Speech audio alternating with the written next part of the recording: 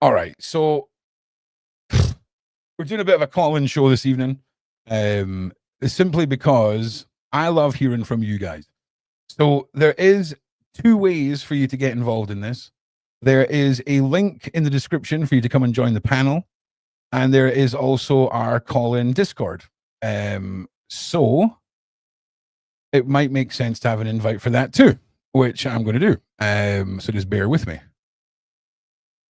I'm just going to post it in here actually because I can't be bothered. How wild was that conversation with Gary? Like, Gary's one of those people that it's so easy to not fully understand and dismiss an individual like Gary. You know, we've got to understand that the things that Gary is reporting on are made so complicated and so hard to dig up that when it's presented to you, it's so hard to digest. And I'm so happy that I managed to keep up with it tonight. I'm really proud of myself. So big shout out to me and being a grown up. Hell yeah. So I would love to hear from as many of you as possible. And all you need to do is click the link in the description or come and join the Discord. And I would love to hear from you.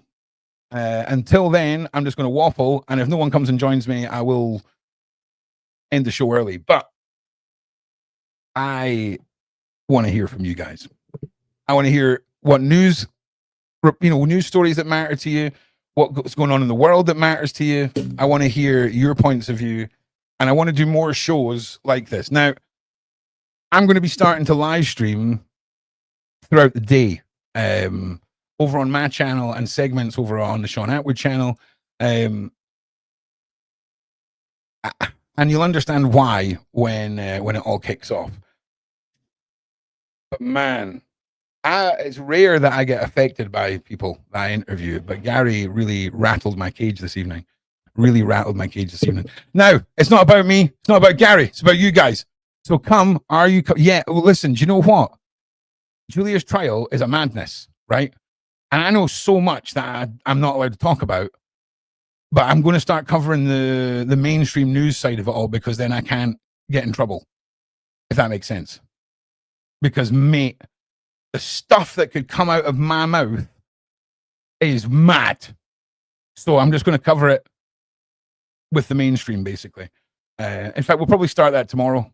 I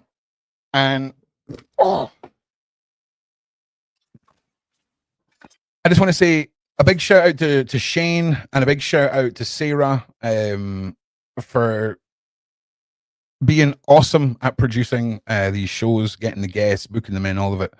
I got Gary on, that was me, but they're a big part of being able to do these shows, is having people that produce the guests. So yeah.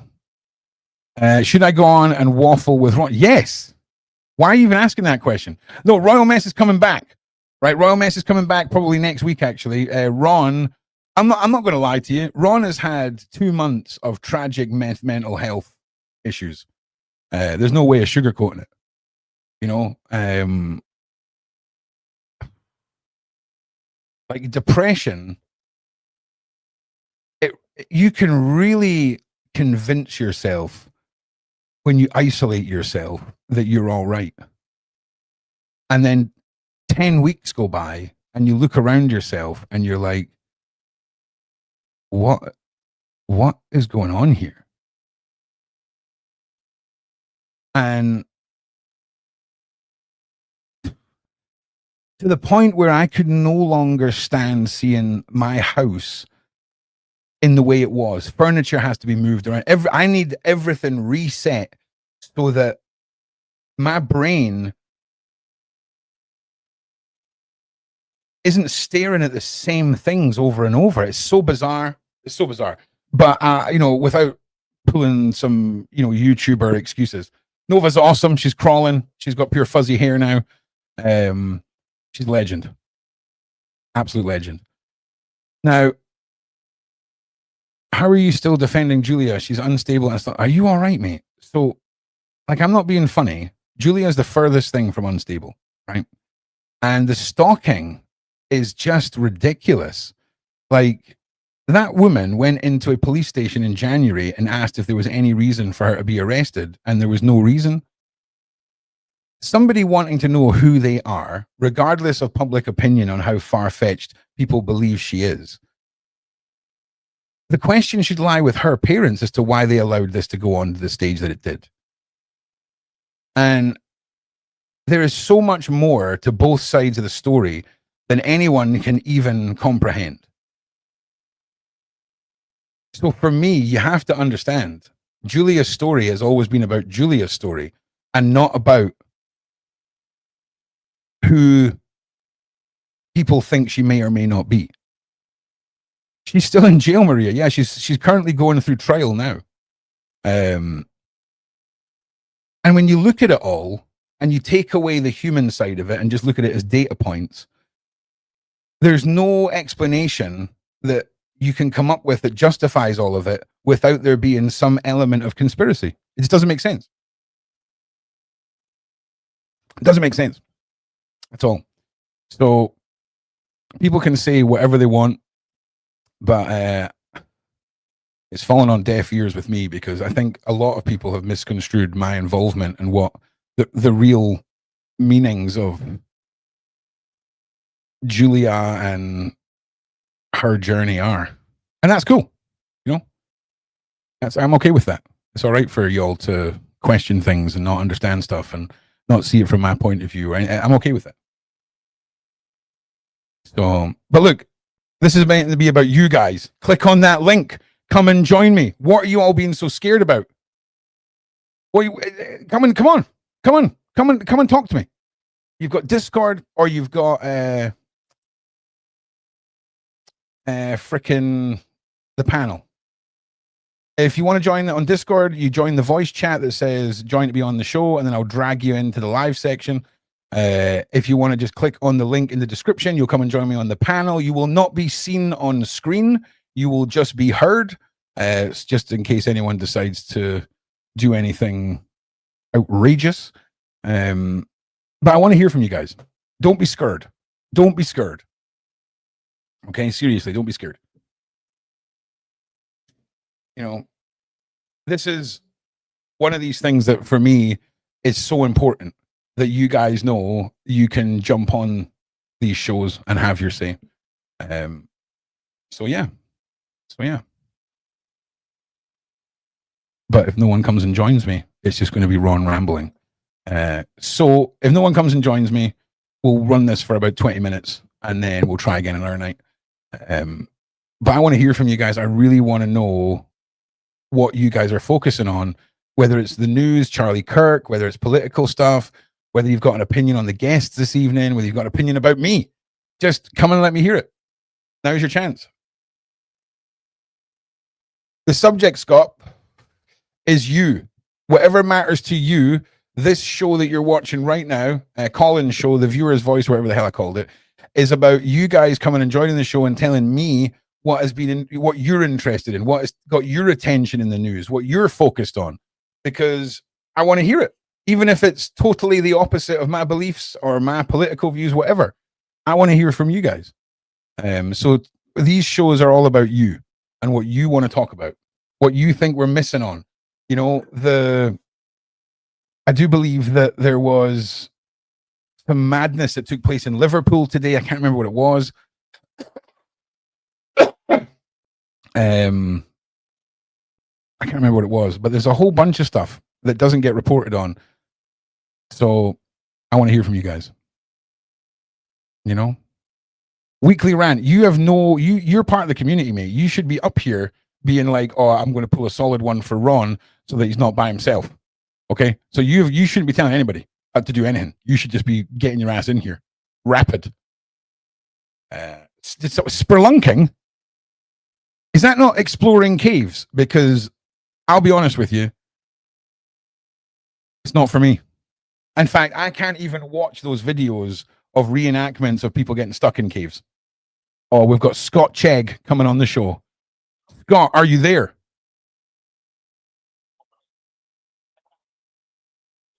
Scott, are you with us?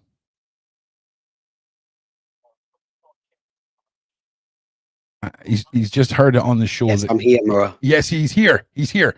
How are you doing? Can you hear me? Yeah, we can hear you, bro. Thank you for coming and joining me. Yes, can you hear me? Yeah, we can hear you, bro. Can you hear me? Can you not hear me? Hang on. Can you hear me now? Can you hear me? 1 second, Ron. Right. Hang on 1 second, Ron. Yeah, let me mute the YouTube. Oh. Yeah, mute the YouTube, mate. The thing is, if I mute the YouTube, I can't hear you in the Discord. So there's a massive lag. What to do is, if you can hear me on the show just now, I'm trying to fix the lag. Just bear with me. Okay. Testing. Okay, so can you hear me on Discord at all? No problem. Let me know if you can hear me on Discord. Thank you, Kipper. With the 20s. Thank you so much, mate. Thank you so much. You can hear the both of us on YouTube. That doesn't solve the problem. Just give me a second. Hello. Yeah, I can hear you, Scott. I can hear you perfectly now. There's no lag now. You can hear me on Discord. Yes, it was my settings. Yes, sorry. Good. I was waiting for you to come to the conclusion that it was in fact your fault and not mine. So I'm glad that we got it. That's correct. Right, nice one. Well, listen, Scott, thank you so much for being here. Introduce yourself, tell us a bit about you, and then we'll jump into what you want to talk about, my G. Well, I didn't actually come with anything particularly to talk about. It's my girlfriend is a big fan of yours. I recently got released from prison 3 weeks ago, and I'm also a big fan of Shaun Attwood. Got signed books. Nice.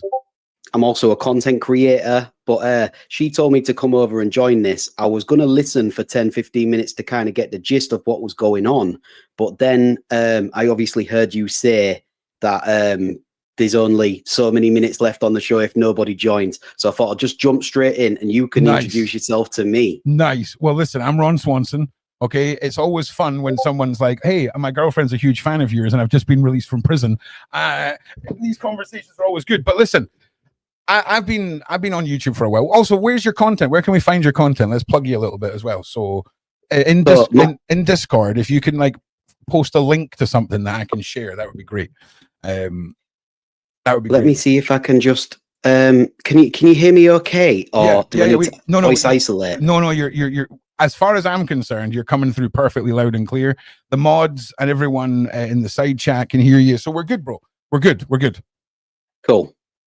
Right. So I'm going to share you the link to my personal channel, which I do a live show every Friday night. It's all about music. Sweet. Like I've been doing this before I went jail. It's very popular. Sweet. I do well with it. But because I went to prison, I really want you to plug my prison channel, what I've just started doing special reports. Send it all over, right? Because it's ironic. Ron likes to have a few drinks and pretend that he's a DJ on a Friday night. We're very interested. You need to sub. I will, mate. Right, so here we go. This is let me just get this up on screen, mate. 1 second. Share screen. And have I successfully done this in the wrong thing? Of course I have. Let me just fix that. And then we go over here. Sorry, you have to listen to me chatting to myself. That's fine. All right, so this is your YouTube. Let's get this. The live section is the place to be. Hell yeah. So this is your face right here. We've got your face now. Yes, yeah, my face is on there, of course. Drinking the Guinness, all right. And then we go into it's not Guinness. Oh, sorry, that would be on the videos, yes. But the live streams, I did a Tuesday night Chegstra show there, and it was all about Griselda, the rap. The videos, there's not so much on there. It's all about the lives. Yeah, that's all right, mate. As you can see, I got released from prison there, and a year, 18 months before was the nice. Man. So it's a live lyrics, live visuals. Nobody else does anything like it, as you'll see from this. Nice. Yeah, see, you gotta love it. You gotta love the visuals going with the music. I'm feeling it, mate.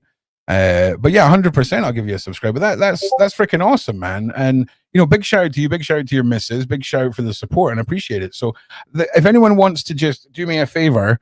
And if everyone that's watching goes over and gives our man a sub here, right? He's at 1.75K. Let's just try and collectively over the people watching this show back, see if we can make a dent on some subscribers here. because it's all about the community. Now, what has been rustling your jimmies? Also, if you guys want to join the show, click at the link in the description or use a Discord link. You're more the merrier. So, take us through. I mean, I think you've just gotten into the content. You're saying you've just been released from prison. So I imagine you're getting caught up. What sort of stands out to you, maybe with the content that we're doing or in the news? What do you want? Where are we going to go? What we're talking about? Tell me what we're talking about here, Scott. Where are we going? Well, I can tell you what I'm talking about, which is on the other channel that I shared there, the PRSN Media. That's my new channel.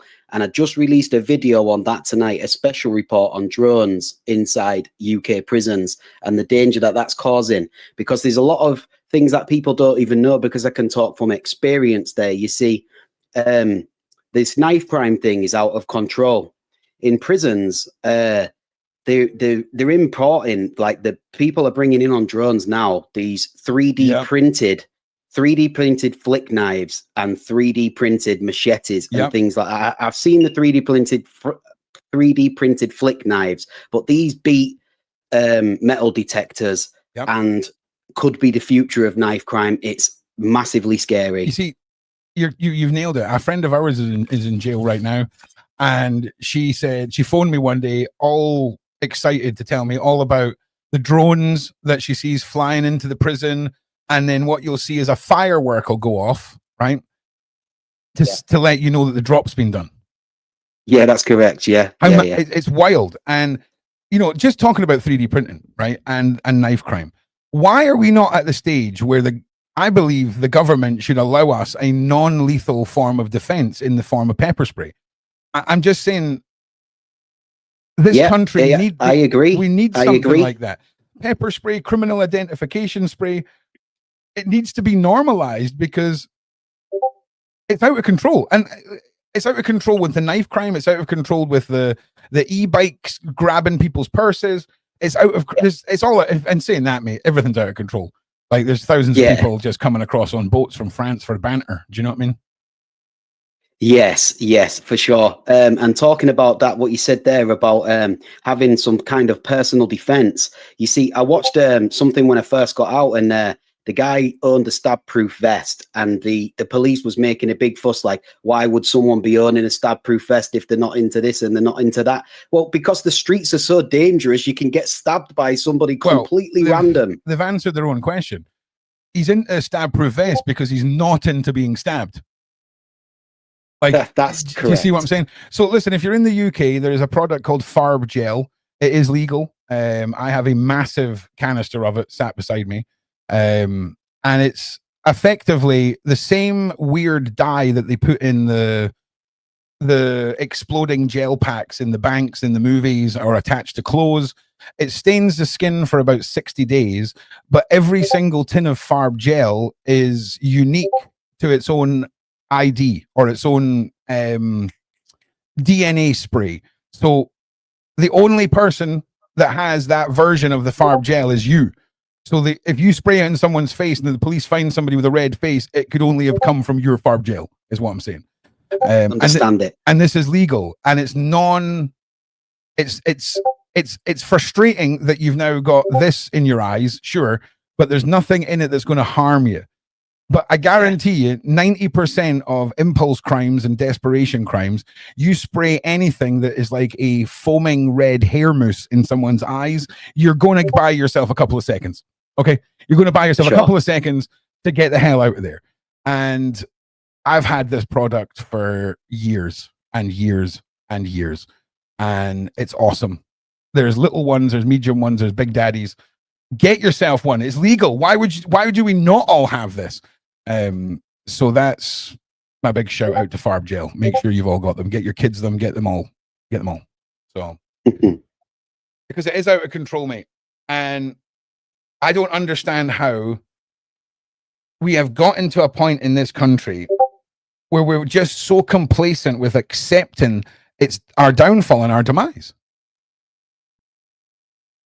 You know, we're so accepting of all of this, and it's the answers. And, you know, our friend John Wedger likes to point out the stop and search laws changing, and how, the police are basically a bunch of wet wipes at this point. They're not even taken seriously. It's all gone woke. We've all seen the videos of the 3 female officers spending 4 hours trying to bash open someone's front door. Like, yeah, how do you take that seriously? It's the same with the prison officers as well. Like, they're getting them from mad countries, and they're so inexperienced. Like, they look scared when things go off in prison, and it doesn't give you much confidence if you're not. So, like, because not everybody's built like a brick shit house. Do you know what I mean? Yeah. Not everybody's ready for jail. I wasn't ready for jail. It's totally changed my perspective on what that's like. Oh yeah, I just want to say I am not ready for jail. I just want to put that out there right now. Like, nah, not for me. Like, it's so terrifying of a concept. Have I ever had to use it? Luckily, Ron's never had to use it. Ron is quite a good deterrent for people. Ron has mastered the art of just repelling people. So, like, you're talking to a guy who, through just making people feel uncomfortable, has made 2 of his roommates move out of the houses they lived in before I moved into it because they done me wrong. One guy refused to be in the house unless he had a witness with him because he was so terrified of what might happen. But that's what happens when you don't wash your dishes for 2 weeks at a time and let them pile up. I'm happy for you to hide them in your own room, but don't be leaving them in the kitchen, because I will smash them all off the wall when you're in bed with your missus. And that's what happened. And he was terrified. But I'm quite a good repel. I'm not the guy. Like, if you line up 10 people, I'm not everyone's first pick for guy to mug. Like, I'm just not. I'm a handful, So I've never had to use it. I've almost sprayed myself a couple of times by accident.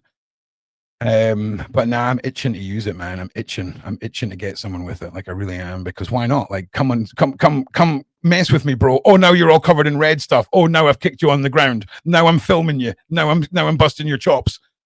Oh no, you've actually it says as well that it lasts for like up to 7 days on a person as well. So it must be extremely hard to get out of your clothes. Well, listen, the people that have tested this on YouTube, there was a guy who let his wife empty a full can of it into his face, and he was about 2 months deep before it fully was off.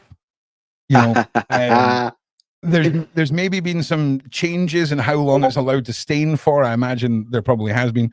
But the one I've got is the same size as a can of spray paint and has a bear mace handle off the side of it and looks so menacing. Like, it's so menacing. I tell everyone that it's bear mace. It's not. It's. How do you carry it? Do you carry it in a bag? Do you carry it in a pocket, in a belt? The bear mace one has a belt pouch, bro. If I'm going out with the bear mace, I'm wearing it so everyone can see it. The last time was when I was hunting the potato bandits, which are 2 kids on e-bikes that like to throw potatoes at people's doors, and I'm going to catch them and I'm going to spray them. I'm not really, because they're kids, but this is more of a visual thing than something I'll ever have to use. It's a visual deterrent before it ends up in your eyes as a real visual deterrent. Oh yeah, 100%. This one's big enough to spray someone with and then bust their chops, right? Like, pistol whip them with it. Do you know what I mean? And like, I'm a big believer in being able to defend myself within the limits of the law. I even had a friend of mine who's a knife maker take the legal requirements of what makes a knife legal in the UK, and he handmade me a knife. Now, this knife, if I can show you, right? This is going to blow your mind. Okay, so this. Ron, the thing I would say about carrying a knife in public, no. We're not promoting knife carrying. Because what I was about to say is that if you're carrying something like that, then you like more likely to get stabbed by something like that. I do not promote it. That is not the argument. The argument is why this knife here would get me a prison sentence, because it locks like this, right? This little pocket knife, right?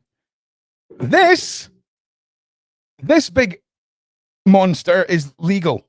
Okay, this is it's a non-locking knife. It has no locking mechanism. Okay, has no locking mechanism and is technically legal. This is way more dangerous than a leatherman. To say like a leatherman. Like the reason that I make this point is I used to be a leather worker. I used to carry a lot of tools in my pockets, right? And the Leatherman Wave was one of the tools I use on a daily basis. And it was very rarely out of my pocket. And it got me thinking that if I was to say get stopped by the police on the way to Greg's, right? And they found that in my pocket, that's an automatic prison sentence because it locks.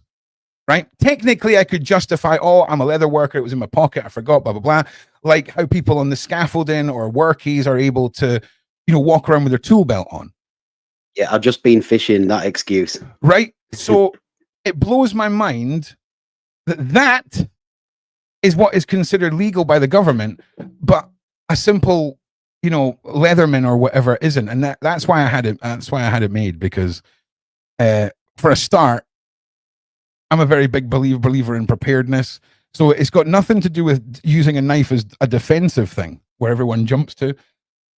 For me, knowing that I've got an EDC that covers every possible outcome. So for example, the back edge of this, it's a carbon steel knife, so that the back edge can be used for making fire, all this kind of stuff.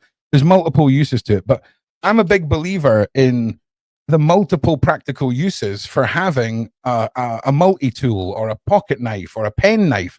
That's just how I was raised. I was raised from about the age of 8 or 9 in the Scouts with a Swiss Army knife. I totally agree, Ron. I have got my own little bug out bag, EDC carry, that's like ready in case the world went to shit. It doesn't have any blades in there right now, though, because the police seized those before I went to jail, and I'm not about to buy any more because I am going to risk a recall. No, for sure. 100,000,000%. But it's also things like, for example, the first time I went wild camping and I met the Rangers, I'm up there with a machete, bro. Right. And they're like, listen, you know that if the police were to come up here and find you with a machete, they're going to arrest you. And I'm like, well, yeah, but I'm wild camping. They're like, no, mate, it doesn't work like that. And I'm like, well, what about a hand axe? They're like, well, you get away with that more because technically it's a tool, right? I was so uneducated, mate, on the whole subject. And it wasn't until I joined YouTube and done the leather work and got to know knife makers that you really find out, no one's buying a £350 custom made handmade bushcraft knives to go and commit atrocities with. They're spending £8 on a kitchen knife. Correct. Do you see what 100%. I mean? And when people hear about, oh, I collect knives, I've got bushcraft knives, I like knives, they often think, oh, you're a lunatic who promotes violence. Knives, I could do the same damage with a spoon. Okay, it would just take me longer. All right. So it's one of those things. I'm no way promoting or advocating for people carrying knives. I'm simply showcasing the hypocrisy of what the British government regards as a legal tool over something like a leatherman. For sure. It's crazy. Ron, I like you, bro. This is the first time I've heard you. Okay, well, listen, I'm a lot to handle. And some nights you'll be like, I don't like this guy, and it's okay. But I'm an acquired taste. But I've been on the internet a while, mate. I started off going after criminal groups that traffic women and kids on the dark web, exposing all their stuff. I just wanted to make camping videos, bro. That's what I know about you. That's what I know about the deep web exposure stuff. Yeah, I just wanted to make camping videos, mate. Like that. I used to work on the deep web many years ago, but that was back in the days of it wasn't Silk Road, it was Dream Market, things like that. Do you know, that's an interview that we need to do. I would love to hear about your the thing is, I don't really like to talk about my past like that, especially while I'm on license. Yeah, that's what makes it such a good interview. So trust me, I'll get that interview. I'll be able to produce that interview for you in a way that it keeps you completely safe and 100%, because it'll just be somebody else that we're interviewing that happens to be one of your mates, and we just change the voice and the name, and that's what we do. Bosh. Yeah, sweet. Well, my contact details are on the Scotch Egg channel there, or if you send me a DM through Discord, of course. Yeah, you'll basically, this is how Ron's world exists, right? You're going to have to keep yourself in my life. You're going to have to DM me. Let's add each other as friends right now, right? Yeah, let's do that. Hang on a second. We've got 2 more people that are joining off Discord. Just give me 1 second. Nord, Skid, and William, bear with me. I'm going to add you as a friend.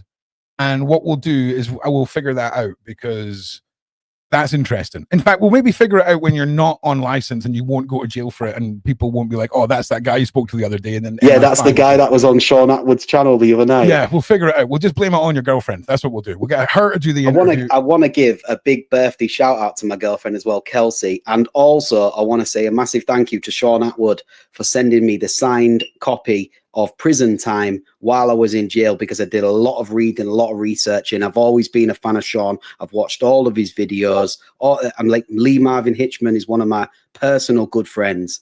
And big shout out to Shaun, man. Lee Marvin. I think I know who Lee Marvin is. He was the dude. Was it like he was born in prison or something like that? Was that Lee Marvin? Yeah. I've got a signed copy of that as well. I do like a bit of Lee Marvin. I have to say, he's an amazing guy. Yeah, 100%. Now listen, Scott, just bear with me 1 second. William, are you there? Are you there, William? William, you're not. I can't really hear you, mate. Can you make sure all of your settings are sorted, bro? You sound like you're underwater right now. It's one of them things where unless you're clued up on computers, like myself, you'll end up watching the YouTube and it'll be the delay. Yeah, well, if you're having problems, William, can you use the link in the description so that you can come and join the panel, and we'll get you on that way, mate. I'm going to pop you back over here and see if you fix it. And Norse Cody 72, can you hear me? I can hear you, mate. Can you hear me? I certainly can. How are you doing, sir? Very well, mate. Yeah, I can relate to Gary a lot, mate. Listen, we can all think we can relate to Gary, okay? But really, Gary's on the next level, bro. Like, he lives in a tent, mate. Yeah, I'm in a caravan, Bob. Well, listen, you're one step away from the tent, then, bro. Okay, so you're hitting me with a bit more force than you did before. Tell me about yourself. Introduce yourself. Well, I'm down in Cornwall, mate, and I've been researching, how should I say, Masonic corruption and things like that down here. Yep. I've come across Gary's work. The Freemasons, I think, have been, the way it's been set up, it begs corruption. The way that a lodge is founded, if you join the Freemasons and gravitate towards evil, monstrous people, and then 10 years later, you've got a foundation of 25 evil Mason friends, and one of you has become Grand Master, and you can now set up your own lodge and found it based off of the evil thoughts of those founders. That's how easy it is. That is how easy it is to create an evil force within the Freemasons. And they definitely, you've got to understand, not every single Freemason, not every single person in any group is bad, but the way it's been set up, Norse Cody, is so open to being corruptible. It's wild. Where does the word core come from, incidentally? Core? The word corruption. Oh, okay. Well, listen. You want me to answer a question about words or spelling? Listen. Well, just as in, I'm leading you on because I know the answer. So okay, good. Well, then I'm going to say, sadly, I don't know, because words are hard for me. Okay, it comes from, I think it's from, if you go from the goddess Core in Greek mythology. Okay. I think she's Persephone's daughter. Kore. I'm going to take your word for it, mate. Anyway, and so that's where we get the word corruption, and often it's seen as getting to the real heart of the matter. And often in these cults, it's all about repressing and oppressing women. You know what I mean? And a very very on so many levels. Do you know what I mean? Yeah, 100%. So that's kind of got a nod to where the word goes to. If you want to look at all this corruption, it kind of, like the cabal, as we say, there seems to be a certain pattern in their behavior, and it's certainly, they don't like the matriarch, put it that way. They don't like the Divine Mother.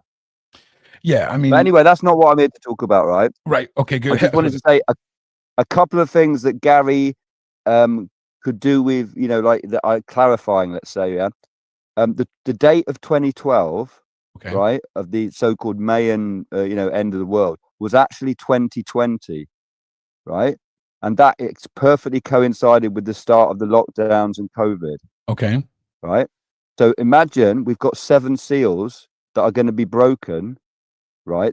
Artificially, these are going to be fake scenarios Yeah. that Okay. all start with this apocalypse. So 2020, the first seal, and this research, by the way, comes from Jason Bashir's at Archaic's channel. You really got to get over to his channel. I mean, the research he's doing is unbelievable. What I've done, And Norris, it's kind of I've added you as a friend on Discord. Anything that you want to expand on or want to send links to, feel free to do so. Yeah. Just Brilliant, man. Brilliant. yeah, because with Gary and followers of Gary, people like yourself, the information you're about to hit us with, I mean, it's more than a 10-minute rant on the internet worth of information, if you know what I mean. This is to break it down, to put it in a very succinct format. Yeah. You've got the 7 seals of the apocalypse. Firstly, you've got the Hebrew apocalypse, Okay. and then the Greek apocalypse. Now, the Hebrew version is the fake one. That's the one that Epstein, Trump, and all them people, that's what they're ramping up. The Christian far right, the Zionists, the Nazis, they're all repping that same script. And that's the fake apocalypse, which started in 2020 with the lockdown, which started with small arrows like COVID, like jabs. Okay. Yeah. I'm with you. Right. But then in 2024, we had the start of small arms like knives attacks and basically skirmishes all around the world, but not full on war, but lots of tension, lots of like knife attack, immigrant attack, all this sort of, it's everywhere, but it's not quite, you can't see it, but everyone's got knives, nations are attacking nations, everyone's having a go, is blah blah Okay. blah. Yeah. That's 2024, right? And then we're going to 2028, there's going to be, and then 2032, yeah, and then 2040. No, sorry, 2032, then 36. You're losing me. You're losing me a little bit. Okay, because again, just imagine every 4 years using the Greek system of the Olympiad. When we have the Olympics every 4 years, there's a reason they do that. So they're planning that. We're in it now. We're not planning it. You're seeing it. Southport attacks. That's a classic small. Wasn't that a knife attack? And Taylor Swift and all that. Blah blah. It was. Yeah. The same with the your man with the all this stuff orchestrated. But what is coming is in 2040 is going to be real events, real apocalypse, and this is divine stuff. This isn't anything kind of that is man-made. This is the real deal. And the aim of the elite is to kind of change the game board before this goes down, because they know it's what's happening in 2040. So they're doing a fake one before the real one. I could 100% get behind that. I could 100% get behind that. You're making sense. I mean, it sounds far-fetched, but it's none of this can be written off. Right, listen, if we get a new landmass coming up, right, who's going to be claiming all the land? Do you know who was at the bottom of the ocean in the submarine? Ghislaine Maxwell, Epstein, and Bill, what's his name? Stephen Hawkins in a submarine, and they were looking at potential sites where they think Atlantis is going to be coming up.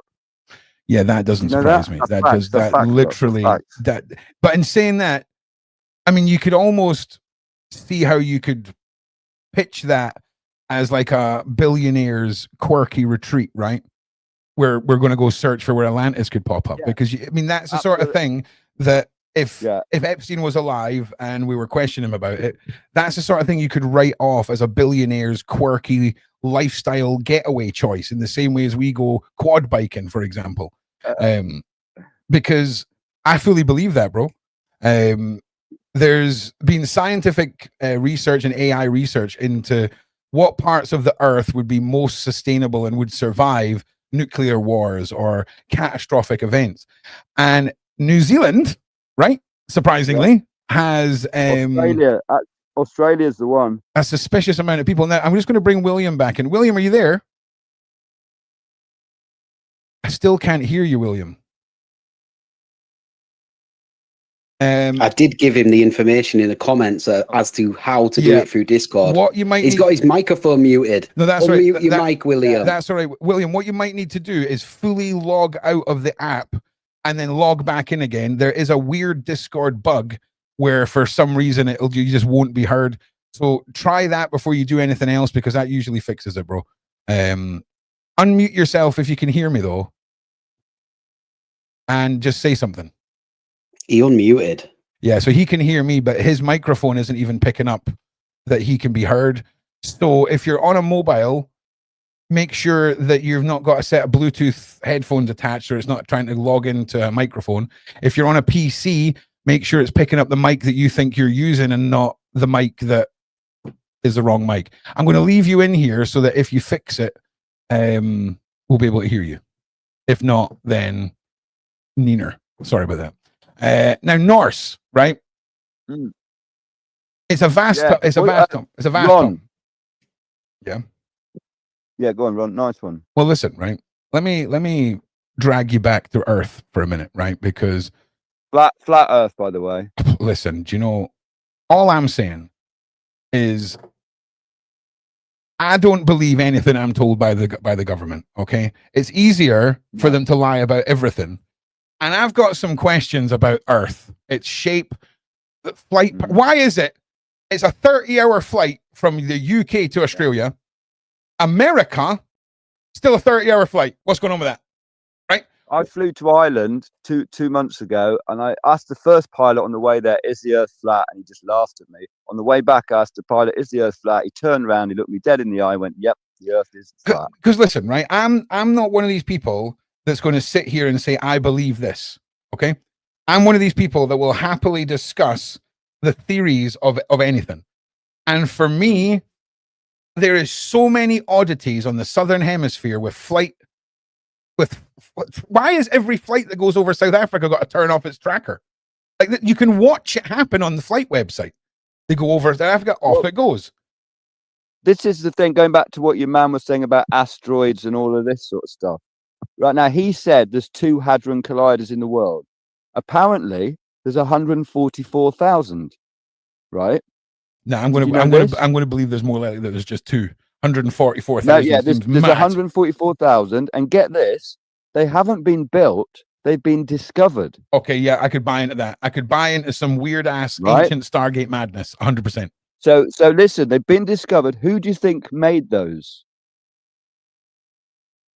Oh, who do you think made those devices? Oh, dude, I'll be honest. Your guess is as good as mine. Well, let's just call it the creator, okay? Because they created stuff. Okay? That's too high. That's too high, right? The creator. No, because he created he created everything. So to me, the creator is the Big Bang, right? No, there's no Big Bang, bruv. Listen, there's no Big Bang. Consciousness precedes matter, right? There's no Big Bang. Look, I'm going to have to say North Code, bro. I'm going to have to wear the tinfoil hat to listen to this, bro, because this is going over my head. Yeah, that's okay. Trust me, I've tinfoiled up.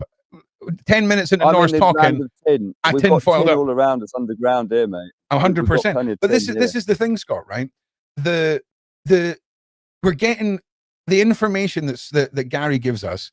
It's the same information that Norse has given us. It's just Norse has given it in a way that we can all rest. Like, for example, Gary, he puts just enough spin on it with the occult and the weirdness that you discover that yourself with Gary, right? When you come in like Norse has, that's when people start to sort of withdraw from the topic, because we've had views like Norse's weaponized against us by mainstream media. And it's so true. Because I can fully get behind what you're saying, Norse.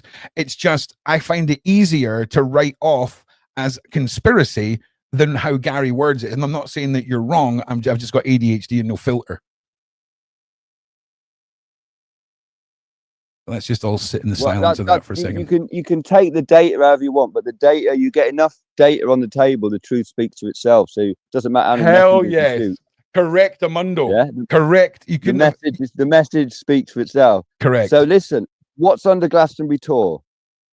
Oh, I don't know. But I'm fully Scott, have you got your hat on? Scott, you've got your tinfoil hat on, right? Have you got your hat on? I mean, I don't know if you go Glastonbury, mate, but there's a lot of activity there, bro. Good, right. So we're fully all invested now. Hit us with the Glastonbury. So you've got as above, so below. Yep. Isn't that true? Yes. Right, do you often see you lost me at like flat Earth and fucking Scott, on it. Scott, listen, Scott. This is the same You've rules got to be on the as Scott. flat earth, bruv. Scott, listen. I live at Land's End. 1 second, right, Norris. and 1 second, Norris. When you're talking to a wonderful member of the community, Scott, like Norris, it's the same rules as when you're in Portugal and trying to buy something off a street vendor that doesn't speak English. There's a lot of nodding and smiling, okay? And as long as you believe that Norris believes it, that's a respectful way of engaging. Because I don't believe it. I accept it. There's a difference. Yeah, there. that I don't is also believe anything that anymore. is I don't that is believe also anything true. anymore. Yeah, I don't believe it either, mate. 100%. I accept that when I'm at Land's End, I can see the Isles of Scilly 52 miles away, and that's not possible on Google Earth. And I also accept I can see 300 degrees around a surface of water, and it's dead flat. I'm not being funny. I'm not being funny, but it wouldn't cost that much money to buy some weather balloons and send a camera up there. I'm not being like it really wouldn't. People right? have done it. I was showing my friend the footage earlier on. I mean, people are doing it all day long.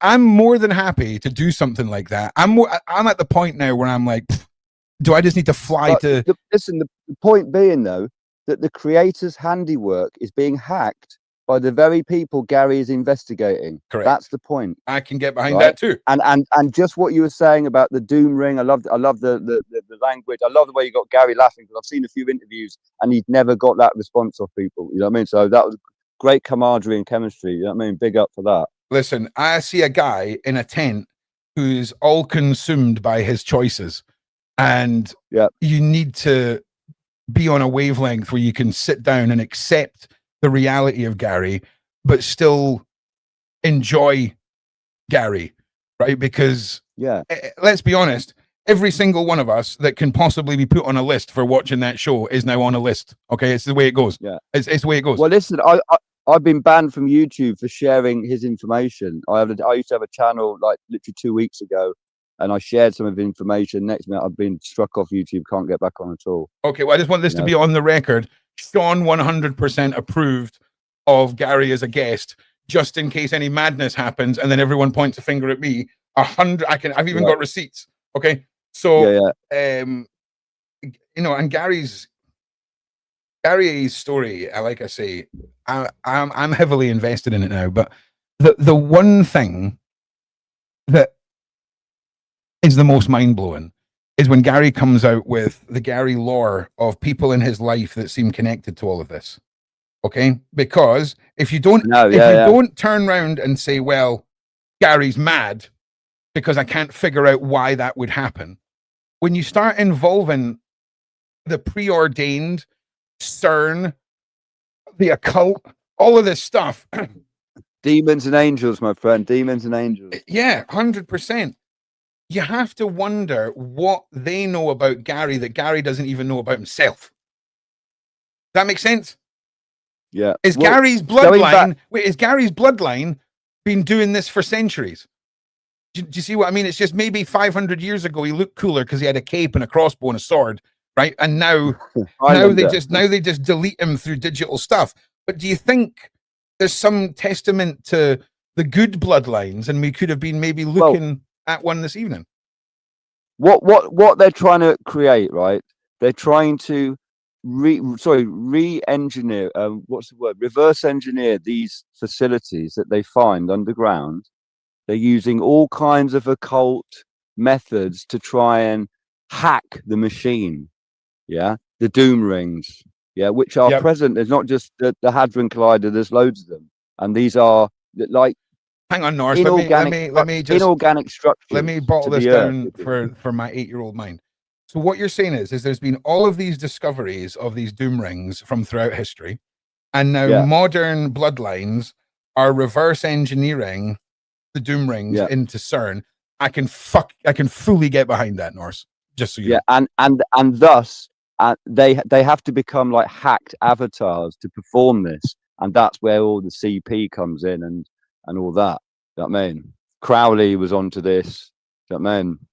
All right. So when we talk about avatars and we talk about all the CP and Crowley, very carefully for YouTube, just expand on what you mean by that. Because it's very easy it's very easy to say things like that, and I just want to get. We are like the machine. We're God's handiwork, right? Let's just call it that. We are, you know, they say we're made in the image of the creator. Yep. So if something wants to attack the creator or hack they're going to go for the kids. And in order to be that tool for that antichrist, if you like, you know what I mean? That would mean, therefore, you're involved in these so-called practices, rituals, etc. And that's how the bloodlines have been, how should we say, building up a kind of library, you know, like a genetic arsenal of you know, of people who are willing to be sacrificed for this agenda, if you want to call it that. Well, here's the thing. The word, it's very interesting to use the word sacrifice, because every single sacrifice, in order to be a sacrifice, has to be willing. That's where people misconstrued a lot of what is a sacrifice. There's offerings, which is definitely not a sacrifice, but looks a lot like a sacrifice because someone's getting tortured and torn apart. Yeah. But there was another thing that you said there that I've now forgotten because my brain's broken, that you were just touching on. Can you just give me the notes, the bullet points of what it is you just went through there, so that my brain triggers it again? Norris, apologies. That the elite, you know, they're creating a kind of deadly nightshade army, if you like, and have been over quite some time, of humans that have been hacked and that are basically going against their own divine nature. So it's when we say humans that have been hacked, we're talking about humans who have been, for whatever reason, they are now capable of non-humane atrocities. They are void of love. They are the destruct. And it's interesting that you put it, because the way that you put it and the way that it's been explained to me by previous guests, it's interesting because it all dials back to, you get back the opposite of what you're putting out. You know, can you imagine how incredible the opposite of murder is? Right, just think about it. Then whittle it down to giving birth. Well, no. Just if you're an evil, just try and get your head into the evil bloodline cabal guy. Right, you're part of this sect that goes on for thousands of years. You certainly are not capable of love like a normal human is, and you systematically destroy the most innocent life on earth because you believe you're going to be rewarded more fruitfully based off of how hideous your actions are. And it's terrifying to think that may be the simplistic design of all of this, because truly, even if, let's just say it was true, right? It's not something that the 99% is going to run out and be in part of their life. Whatever the percentage of the world is that are sociopaths and all of this, I'm sure some of them will indulge in the atrocities. But we're not capable. People that understand love and empathy are not capable of that. And there is so much more, many more of us than there is of them. Danny Henderson, Beverly Rhodes, they used to say all that matters is love. And it used to do my nutting until I understood it. It's not about being nice to everyone. It's not about that. It's about being capable of giving and receiving love and understanding it. And you can be a loner who, you know, finds a beautiful, you know, loves his friends, loves his pets, loves his parents. Love far exceeds just having a relationship and being in love. You know, you can feel love looking at nature, at a painting. It's not as deep as being in love with your partner, but it's still there. And in a lot of these monsters, that is not something they're born or capable with. Now, I just want to, sorry to just diverse here. Katrina May Stevenson, welcome to the show. Hello. Hello? Katrina, are you there? Yep. How are you doing? Welcome to the show. I'm good. I just want, I don't know if this is relevant to what he's talking about, but I just wanted to tell my story of what happened to my dad with GMP Greater Manchester.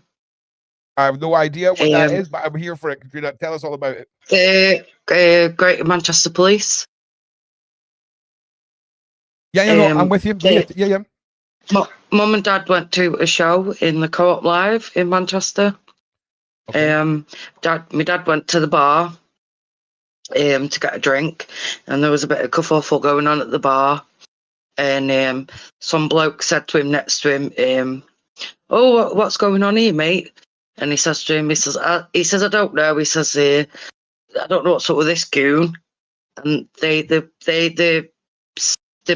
staff in the court live thought that my dad said the K word, which wasn't the case. He said goon. Next thing, the security team all surrounded him. They pounced on him, and the police dived in as well. And they arrested him. They banged his head on the floor. Can I ask you a couple of his. Can I ask you a couple of questions? Like, what? Yeah. Who is your dad to the Manchester police? Like, is he a badass who's been involved? No. Badassery and anything? No, we're from Manchester. They thought he was being racist. Yeah, doesn't surprise me. I imagine. They thought he said the K word instead. He said goon. They thought he said. Oh, right. I'm with you. So yes, all right. I don't want to say it. No, don't say it. But I've just figured out what you said. Okay, so wild. And so what happened next? He just went to the bar to get a drink, and there was a bit of kerfuffle. I don't know, something was going on in front of him, and the bloke beside him asked him what was going on, and he said, I don't know. He said, ask that goon. Yeah, and obviously they thought he was being racist, so they swarmed in on him, all the security team at the court live. The next thing, he was ushered out, and he was trying to say to them, can you please go and tell my wife where I am, because she doesn't know what's going on. They were having none of it. So the next thing, all the police come, they try to arrest him. Obviously he is assisted arrest because he doesn't feel like he's done anything wrong. They've pushed him to the ground, they've banged his head, they've broke his elbow. Oh, wow. And bearing in mind, my dad's had major open heart surgery, massive heart surgery, and nearly died on the operating table. Let me just dial this back, right? So let's just say, for example, we're not talking about your dad, and let's just completely don't give them the benefit of the doubt, and let's say a racial slur was used. There was no violence used, so why was there this aggressive tackling? And again, I'm not saying your dad's guilty. It just seems to me that this is another example of when somebody that looks like you and me is accused of something, there is a level of force that doesn't seem to be used across the board. I think is probably the point here, Katrina. They don't need to use that level of force on him. He told the police officers, I'll come with you, no problem. You don't need to use that amount of force on me, mate. Just tell me, just let me go, or you go and tell my wife where I am so she knows where I am. My mum's in the venue, like none the wiser. And my dad's like saying to him, can you just like go and tell my wife? And the more he said that, the more they like forced arrest on him. He forced him to the ground, banged his head. The state of him when he come home was absolutely unbelievable. He had a sling on his arm. How old's your dad? How old's your dad? 63. Okay, so basically, the reason I asked is if you look at a 63-year-old and a 30-year-old, you can see a difference. You can kind of you can see a softer target, and that's what I'm getting at. Yeah, and he said they were all younger. It just blows my mind. It's shocking. I'm so sorry, Katrina, that your dad got treated that way. That your family's been affected by that. I mean, it's horrific. So any other points you want to put over, let us know. No, they kicked him from under his feet and everything. Yeah, and he's had major heart surgery, massive heart surgery, and he's on major tablets for it. And the tablets that he's on for his heart, like they're thinning his blood. Well, listen, so, Katrina, if you and your dad ever wanted to come on the show and talk about this and really educate people on not only the two-tiered level of police, but the heavy-handedness and the difference when a 63-year-old man who has a non-violent offense, whether it was a misinterpretation of a word, whatever, for him to have a lasting effect after the fact, where his life has been altered. Yeah, they broke his elbow. If he wants to come and talk about that, I would be more than welcome to give him a platform to do so, because that sounds awful. That sounds awful. I will. I'll ask him. I'll speak to him. But he'd come home in a little sling after he'd been arrested all night. Nobody knew where he was. None of us knew where he was. And then we kept ringing the police stations. Oh, well, sorry, we can't discuss that with you because he's over 18. I'm like, you're joking me. He's had major heart surgery, crazy. He needs tablets. Yeah, it's a story that, like I say, if you speak to your dad, you're more Shocking. than you're more than welcome to come back as well. I just want to say, Sam, you can say this is boring all you want, mate. Okay, this is the viewer's voice. Okay, we're listening to Katrina right now. Okay, no, don't you ever be sorry. Okay, but how dare you, sir? How dare you? How dare you? So listen, Katrina, thank you for sharing your story. Please stick around. Somebody called Bibby has come and joined us. Bibby, are you there? Yes, how's it going, mate? Yeah, I was just letting Katrina have her say, mate. Yeah, big up Katrina. Yeah, thank you, Katrina, for sharing that. William, I can see your mic turning on and off, William. Just before we get to Bibby, William, can you hear me? Nope, I still can't hear you, William. Your mic is definitely working now, so whatever you're doing, you're edging closer. But Bibby, who has no problems with his microphone and has a buttery voice, introduce yourself, and thanks for being here. I'm Bibby. I'm a smaller YouTuber. I didn't even know this was happening, to be honest, mate. I've seen you do your predator exposure and stuff before. But my mate Chegg was on here, and I come to have a look. So I'm up to talk about anything, any discussions or anything. Yeah, I was quite intrigued by the flat Earth discussion in the chat before. Katrina, can you mute your mic for me, please? Yeah. I can hear, just so you can chime anytime you want to chime back in. Do so. William, can you just try speaking? No, it's just your mic coming on. I thought your mic was coming on, but it was Katrina I was hearing. So, baby, what sort of stuff do you cover on your channel, mate? Tell us about your content. It sounds silly, but it was meant to just be fun content. But a lot of the content now is just predator exposure on YouTube. That's like fine. That was going to go one of two ways, okay? Because it felt like you were about to tell me you were a Roblox creator, and we were about to have a very different discussion. Were you following the Roblox case this year? Oh, the Schlep thing. I did see it. No, not so much the Schlep thing. The fact that Roblox was sending cease and assist orders to YouTube creators busting predators on their platform, and they put out a public statement. Saying anyone caught tracking down predators on their platform would be sued. Okay. Then the FBI went, that's a bit interesting. Let's have a look over here.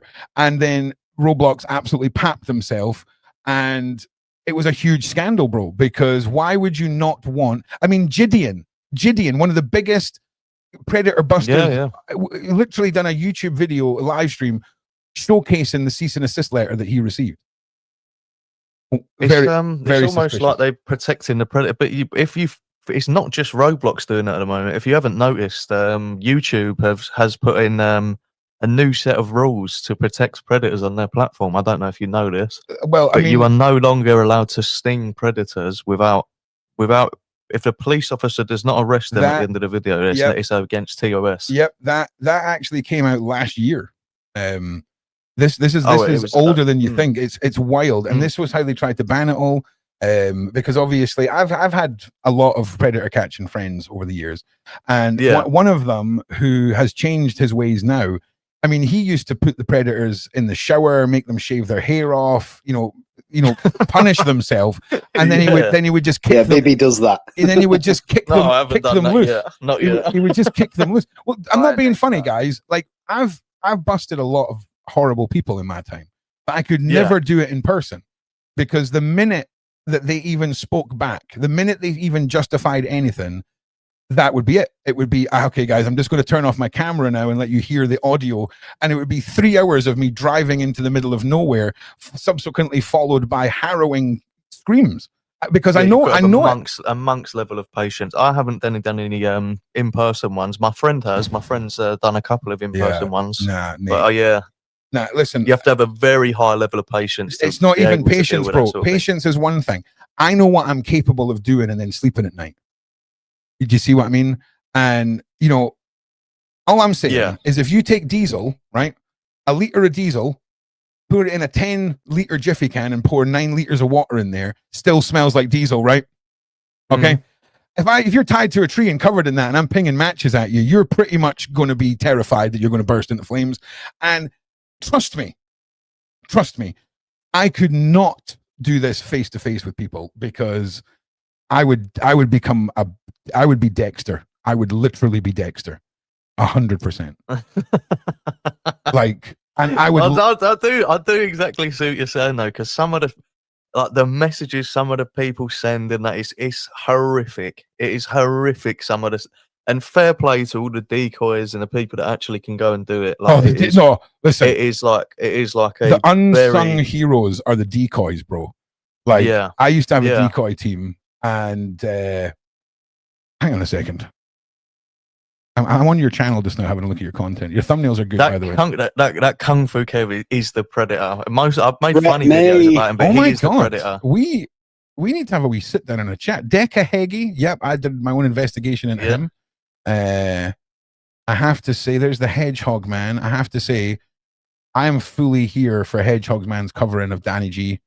Danny G. You see, Ron, we like Hedgehog Man, mate. Yeah. Craig is a personal friend of mine, very, very close friend. We used to do a live show together called Night Owls. Do you know what? But it got cancelled when I went to prison. Do you know what? So I'm pretty sure I've heard Hedgehog Man talking about Scott, his former co-host or whatever. So that may have been me. Listen, you need to say it's been long overdue me reaching out to Hedgehog Man, right?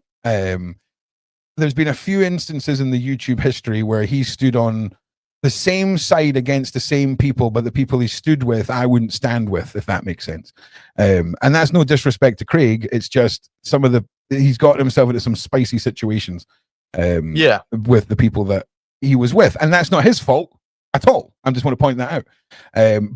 I cannot get enough of him spending his AdSense money that he makes off of restreaming Darren G's stuff and then buying outrageous hype beast material clothing with it, right? I'm so here for that, and I just can't get enough of it. I can't get enough of it. It's my guilty pleasure is watching Craig ripping. He's a master at the YouTube Craig game. Did this type of content way before, because I actually started my channel on Deca reaction content, but then after about 4 or 5 videos cancelled it because it's not exactly me, and I'm a DJ, that type of stuff. So I started doing my music, but I'm a big mate of Craig's, and we work together. We still work together. We are bringing a Night Owl show, including Bibby. That's coming very soon.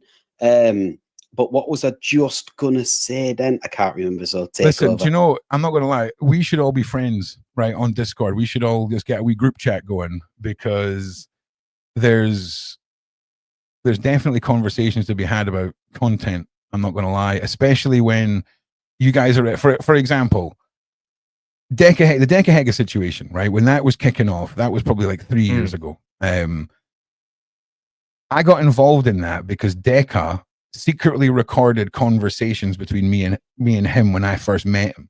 When I first met him, he was this big, charismatic, like, I want to be a film star. I've been into acting, had these podcasts, and I was like, this guy is quite interesting, because I'd done no research. And you've got to understand, when someone comes to you and says, oh, I've got a lot of haters, as a YouTuber, you kind of go, oh yeah, me too. It's the way it goes. Yeah. So I swear to God, man, I was lying in bed. I think it was a Thursday, and I get a phone call from a friend who says, Deca's just put a video out about you.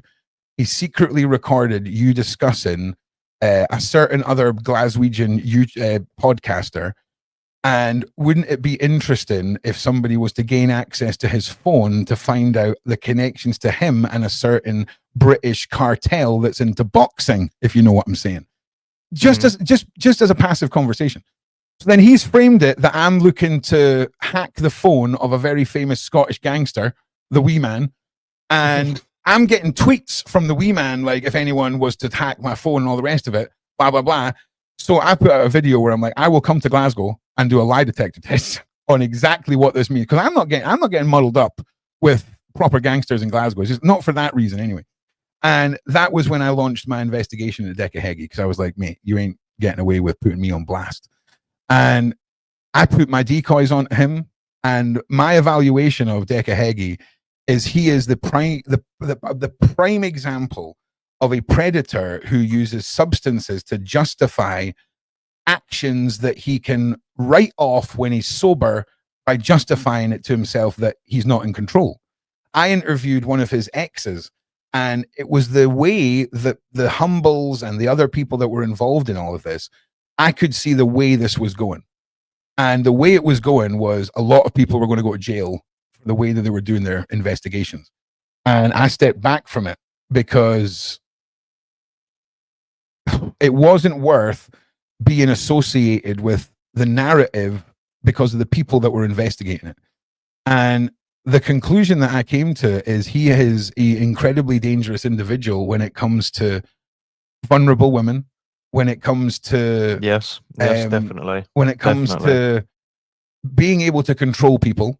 I mean, I've got a diary from a woman that was with him for years, and when 3 different police units go to your house in plain clothing and say, we believe if you don't come with us right now, you're not going to survive the weekend, that's mad. That is mad. He's one of the most dangerous predators walking around today. Well, he is if people, because he does come off as slightly charismatic. When you first meet him, you're like, oh, he seems like he's just fell on hard times. When you look into it and you see, like, when people have seen his acro and stuff, like the amount of horrific crimes on there is unbelievable. You've got to understand, extremely dangerous character. You've got to understand the subsection of predator we're talking about. Okay, referring predators is a great generic term, but we're talking about someone who has convinced himself he can do no wrong because he only does the wrong when his mind is altered. Cocaine, substances, alcohol, whatever. It doesn't justify it. It doesn't make anything right.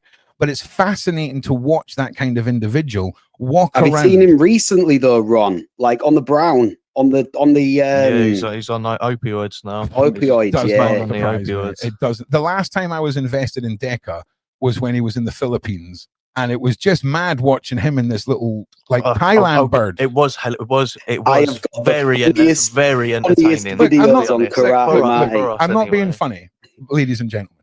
If someone accuses me of being a PDF file, there's certain countries I'm not going to, and I'm telling you now, that's one of them. Okay, there's no way you can be like, oh yeah, so I'm definitely not a PDF file. But here I am in Thailand, living in amongst the village. I mean, do you remember him chopping the head off the chicken in that? Like, yes. I'm not being funny. You talk about chopping the head off. You sawed its head off me. He wasn't even chopping it. He was using a machete and using it like a saw. I promise you guys, I have got the funniest videos about Karate Marty in my video section. Story time. We need to delve into this. We need to delve into this because if I was to hand you a machete and say, "Can you deal with this chicken?" You have got enough points of reference of people's heads being chopped off in movies to know how you chop something's head off, right? You also have the psychology of humanity and mercy that should be instilled in us to know that chopping is better than sawing. So for a man to be standing on film and to be absent of these very simple things that make us human so willingly was so telling to me, because to stand there and saw something's head off is so beyond the rationale, you know? Okay, Ron, I've got one for you here. So I was in high security jail, and I was in there, like, I was only on a short sentence. So I was only, I got a 6-year sentence, but I did 18 months because of the 40%. And then now I'm out on tag. Right. But when I was in high security, I was around lifers and people that have done murders. So one time when I was down the workshop, like, because I'm really interested in getting everyone's opinion and finding out the worst of the worst, of course. Yep. So I spoke to somebody down the workshop and we were talking about disposing of bodies. And 2 people in the workshop had this as a charge that they were in prison for, as well as the murder. And one of the people that I was speaking, this guy as well, 8 stone wet through, by the way. I won't say no names, nothing like that. But basically, he had tried, he tried to cut up the body with a hacksaw. The blade snapped, so he smashed the rest of it up with a lump hammer and stuffed it all in a suitcase and disposed of it. That is dedication. Sounds like a lovely guy. I'm not being funny. Sounds like a lovely guy. Terrible thing to do. He's making prison issue clothing that everybody's wearing. We need to unpack this. So, like, the best bit of advice a serial killer ever gave me from maximum security, right, was you want to put the body in the fetal position so that when you go to get rid of it, it's easier to get rid of when it goes rigor mortis, right? Now, I just want you to imagine you're standing, first of all, the guy that was disposing of this body, why did the person die? Did he murder them? Was it an accident? What was the story behind the body? So I would assume murder if he had a hacksaw. No, we can't just assume. We can't just assume it was murder.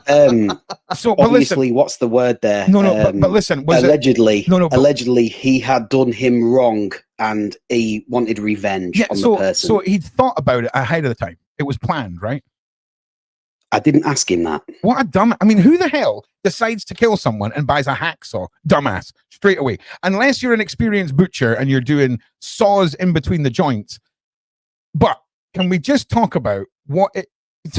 where do you go from hacksaw to lump hammer? Because I'm just saying now, we're not talking about a sledgehammer. We're talking about a blade snapped. No, it doesn't matter. There's nobody that goes into that scenario who hasn't been thinking about smashing up a body with a lump hammer for decades. That was a prophecy that he'd been looking forward to. Because I'm telling you this now, I would chew through that body before I lump hammered it into mulch. All right. Yeah, well, he's if you were to look at him, if he was to do a YouTube live today, is the sort of guy that would get stung. You know what I mean? That type of look. Yeah, he has definitely been on. He is one of the reasons why the gore websites got taken down. This is what happens when you can go on Reddit and just watch Japanese people jumping in front of those Sonic trains. Okay, like people should be able to see that. A lump hammer. So the other guy. That Scott. I'm not done yet. So where was he? Where did the murder take place? Was it in his house? Yeah, in his house. So what the fuck? What did this guy own that he ended up on lump hammer? He couldn't have owned a bread knife. He must have had plastic cutlery and nothing, because to end up on lump hammer is mad, bro. It is mad. Listen, Ron, when you're talking to these types of people, you try not to ask too many questions. You try to just listen. Oh, this is why this is why listen the rest. No, this is why I would have been killed in prison. Because I have no filter. Like, I have no filter. I would be like, this guy's a fed. No one asks these questions. I need to know. So I would have you go to the neighbors, mate. You go to the neighbors and be like, oh, mate, I'm doing some freaking carpentry. Ignore the blood. I'm doing some carpentry. Do you happen to have a handsaw before lump hammer? If you're in your own house, how poverty-stricken was this guy? How poverty-stricken? Because to end up on lump hammer is just beyond me. It's beyond me. This guy, it was more about the lump hammer. It wasn't even about this guy. It was for any reason he could justify lump hammering someone. And this was just the time. This was just the time, mate. Possibly. Lump hammer. No, think about it. How long is it going to take you to just think about someone you don't like?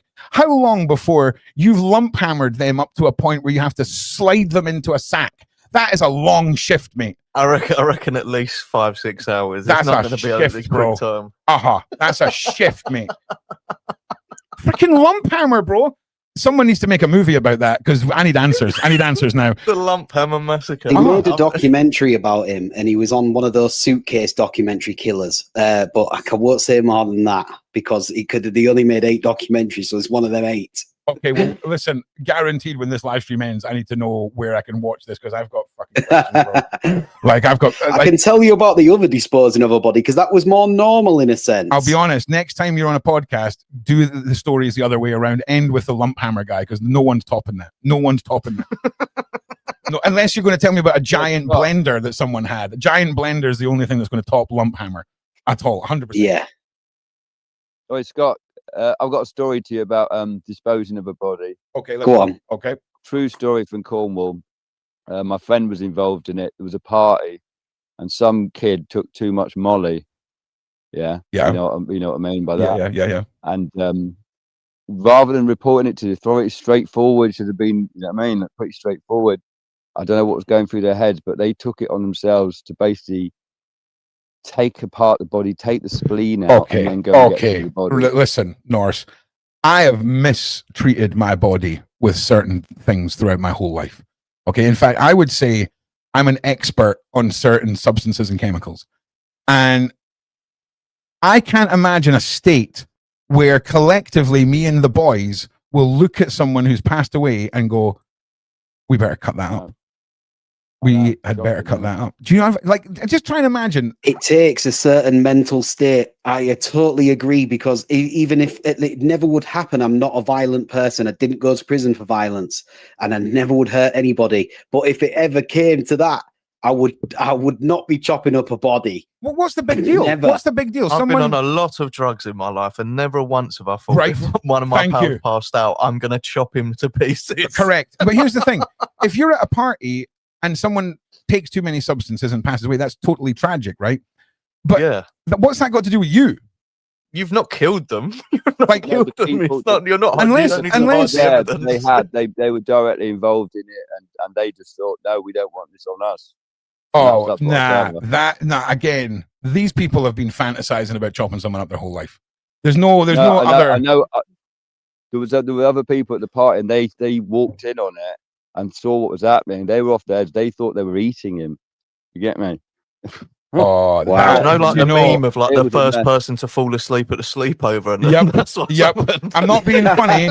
I'm not being funny. If there's any parents that are listening to this, that would have been the one thing at 16 years old that would have put me off taking anything. If I walked in and seen my parents off their nuts on Molly, Yeah, you can Google it, chopping up a it'll body pop on the up. floor. I think I would have went to be a priest or something. Oh, man. Don't ever look past completely. the impact of shock therapy on your teenagers, because that do you remember there was a TV show, something, I can't remember. There was a character in it that only had one arm, and the parents would use the one-armed friend to teach their kids lessons. Like they'd, this is why you got to make sure when you untie the yacht, you're careful, and they have his arm catch in the rope and rip off in front of the kids, and then that's the life lesson. I'm that kind of parent. So if anyone watching lives in Edinburgh and is missing a limb that wants to be part of educating the masses and children and teaching them lessons, drop me an email, because I'm telling you now, if I walked in on anyone who I thought was eating somebody in a house party, I'm never misbehaving again, ever again. I'm not sure how many people in the chat would own a boat enough to be able to know that you should not ever get close to the rope that is holding it onto the port. It was a wealthy I family. owned a boat once, and I've hurt myself on it many times. Oh yeah, was it a sailboat or a motorboat? No, that was like a pleasure cruise speeder thing. It was a Bayliner 175. I I don't know thought what you that was is. about to tell a Dexter story. I'm then, gonna mate. Google I thought you was going to start going. Yeah, I lived in Spain for 8 years. It's a lived in Bayliner. Marbella. A Bayliner what? A Bayliner 285? Did you say? No, 175 Bayliner Okay, we're just going to with a 3-liter Mercruiser engine in it. Okay, that's fine. That is you. Basically, there's no way we can tie you to any Diddy activity. It is a normal size boat. That looks sick. It doesn't have a underground. It's just like a speedboat, pleasure boat, cruiser. Yeah, that looks sick, bro. Do you know what it reminds me of? Do you remember that meme of the people in the speedboat and then the jet ski was better. I had amazing jet ski. I'm not going to tell that story tonight, but that was I was out on that a lot more than the boat. Yeah, I mean that is pretty. I'm just going to put up a picture of the boat. I'm not being funny. Like that is that's a good. I can send you some videos, bro. That's a good. Not tonight, but that's a good size of boat, right? Like it's not. It's how many?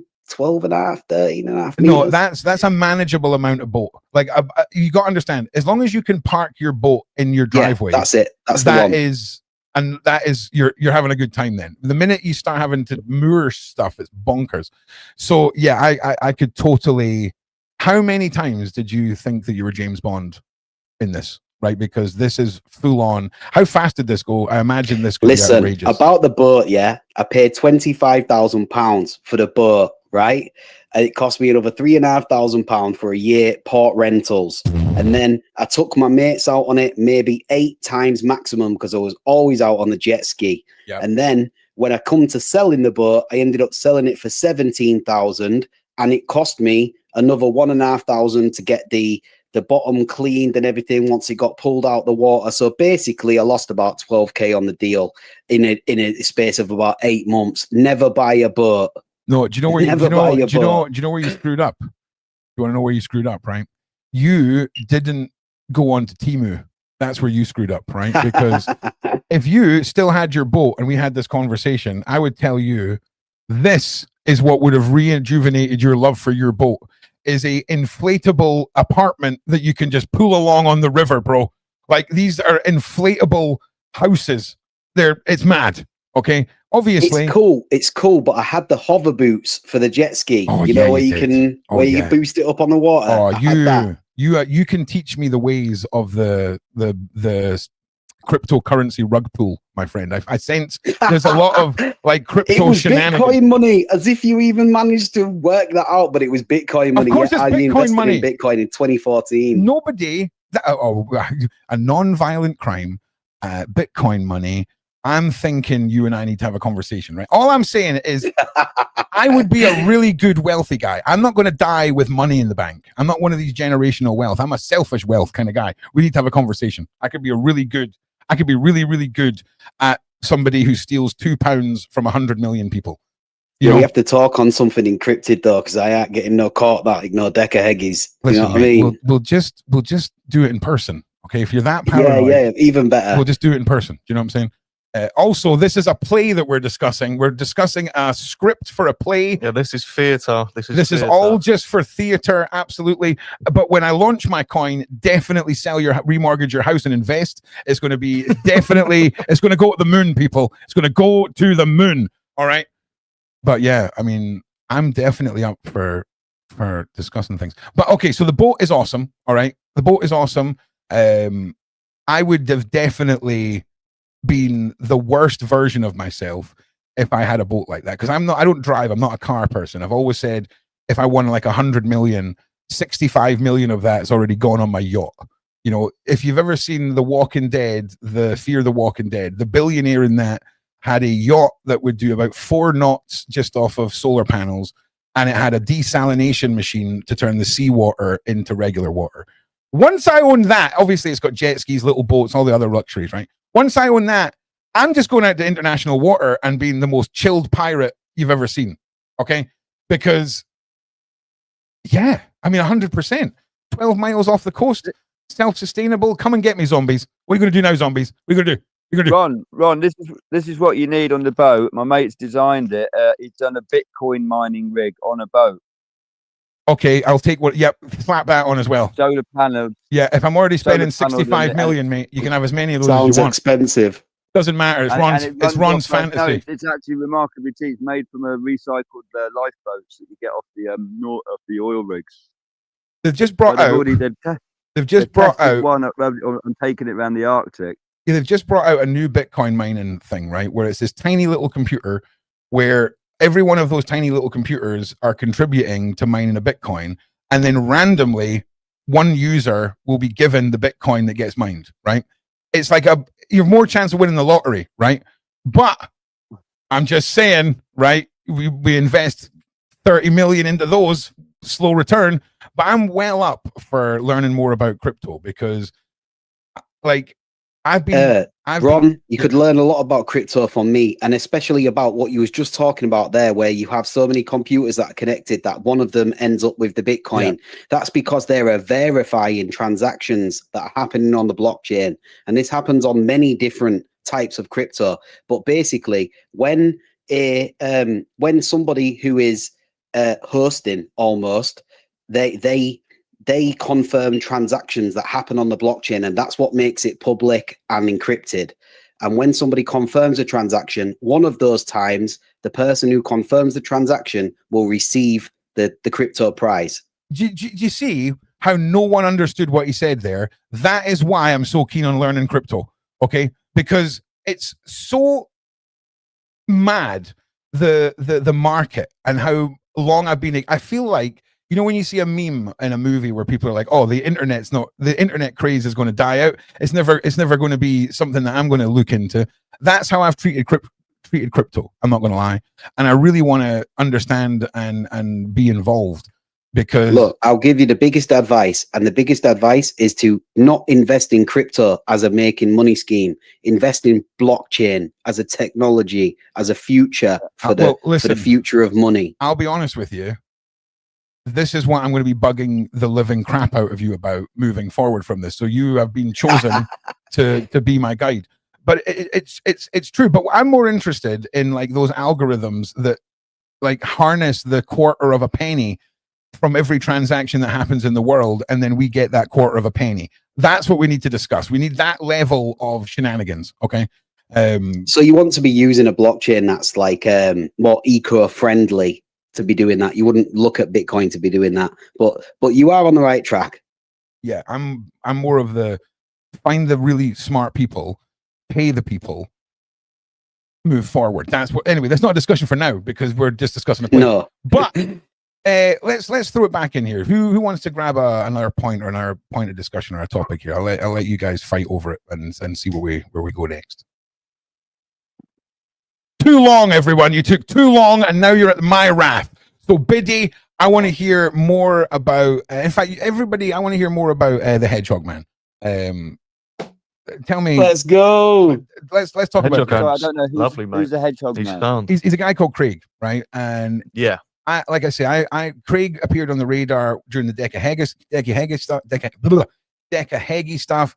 Then he was doing the stuff with a certain crime family, and that was when I was like, oh, this is all going to blow up, and I don't want to be around any of this. But I've always been a fan of Craig, and I would love to have a conversation with that guy because I can put you in contact with Craig tomorrow, Ron. That's no problem at all. Yeah, I would wait and see his reaction to us having a conversation before you get so overzealous about that. Okay, let me text him in the morning, and we'll see what he says. 100%.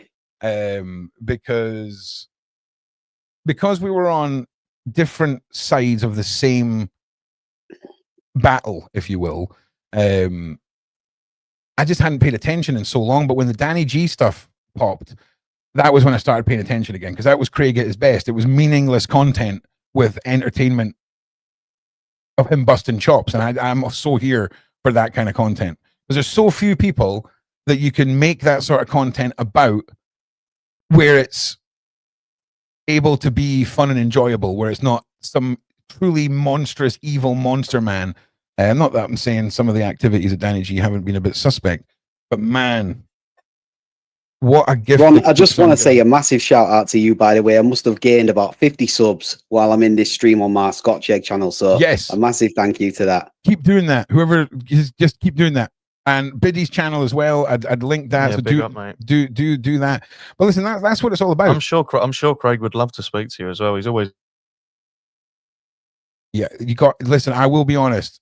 I fully expect there to be some sort of YouTube politics where you guys have got a fight in my corner for that to happen. I could be wrong, but I'd be well up for that, man. Well up for that. Really cool guy. Like, especially, like I say, anyone. Because he literally, Danny G will go live on TikTok, and then Craig will restream his live on TikTok, fully monetized, busting this man's chops. And then, like I say, at the end of every month, he'll let you know what he's spending the money he's made from restreaming this guy.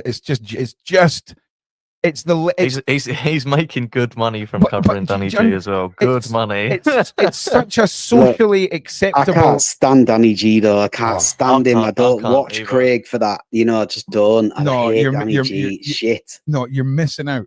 It's the way that you're looking at Danny G or something. You can't look at him. It's kind of like, you know, when you go past a train wreck and you just can't not have a little peek. This man's whole existence is that. The man has a shield.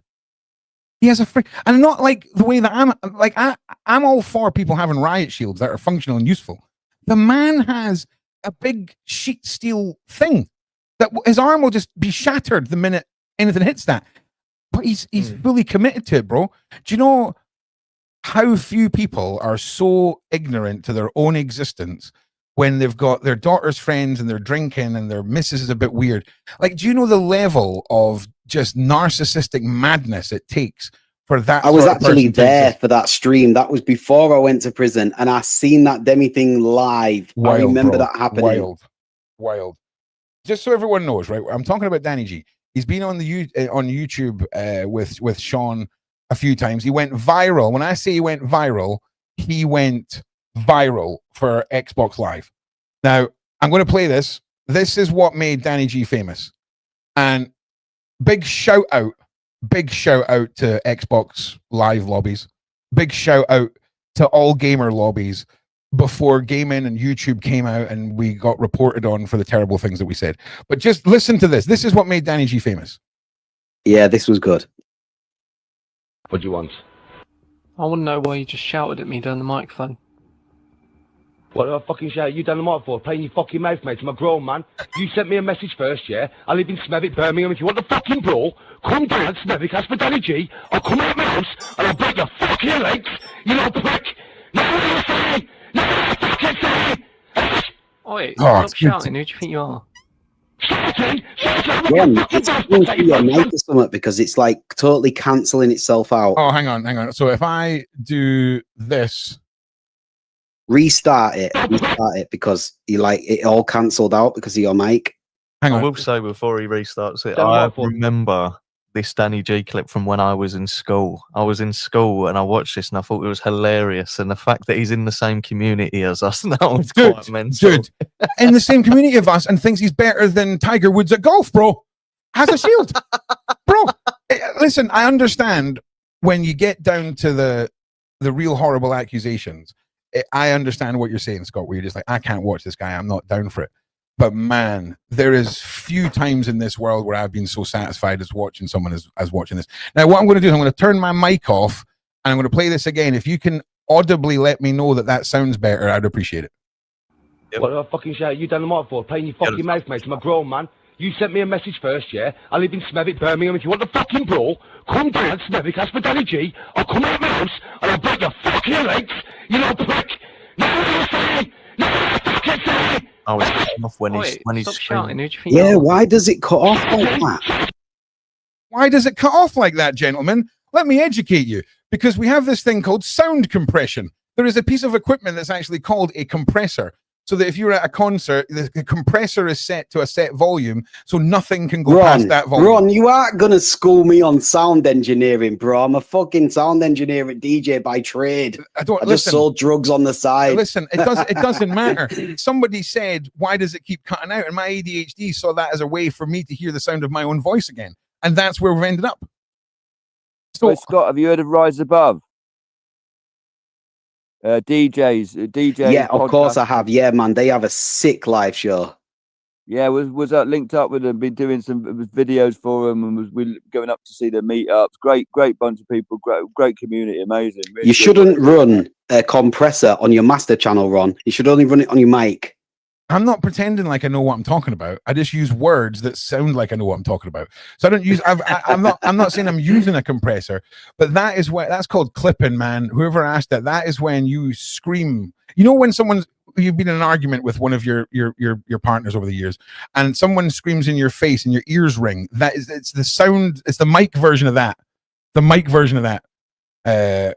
Because it is just wild. So he went viral for this, and I mean super viral. And we now have Craig, who, this is Craig's main channel, I will say, this one right here. He reports on, he does good content. He does a lot of lives. I can't find the other channel. I forget what it's called, but he basically live streams every single. It's called the Danny G Daily. Danny G Daily.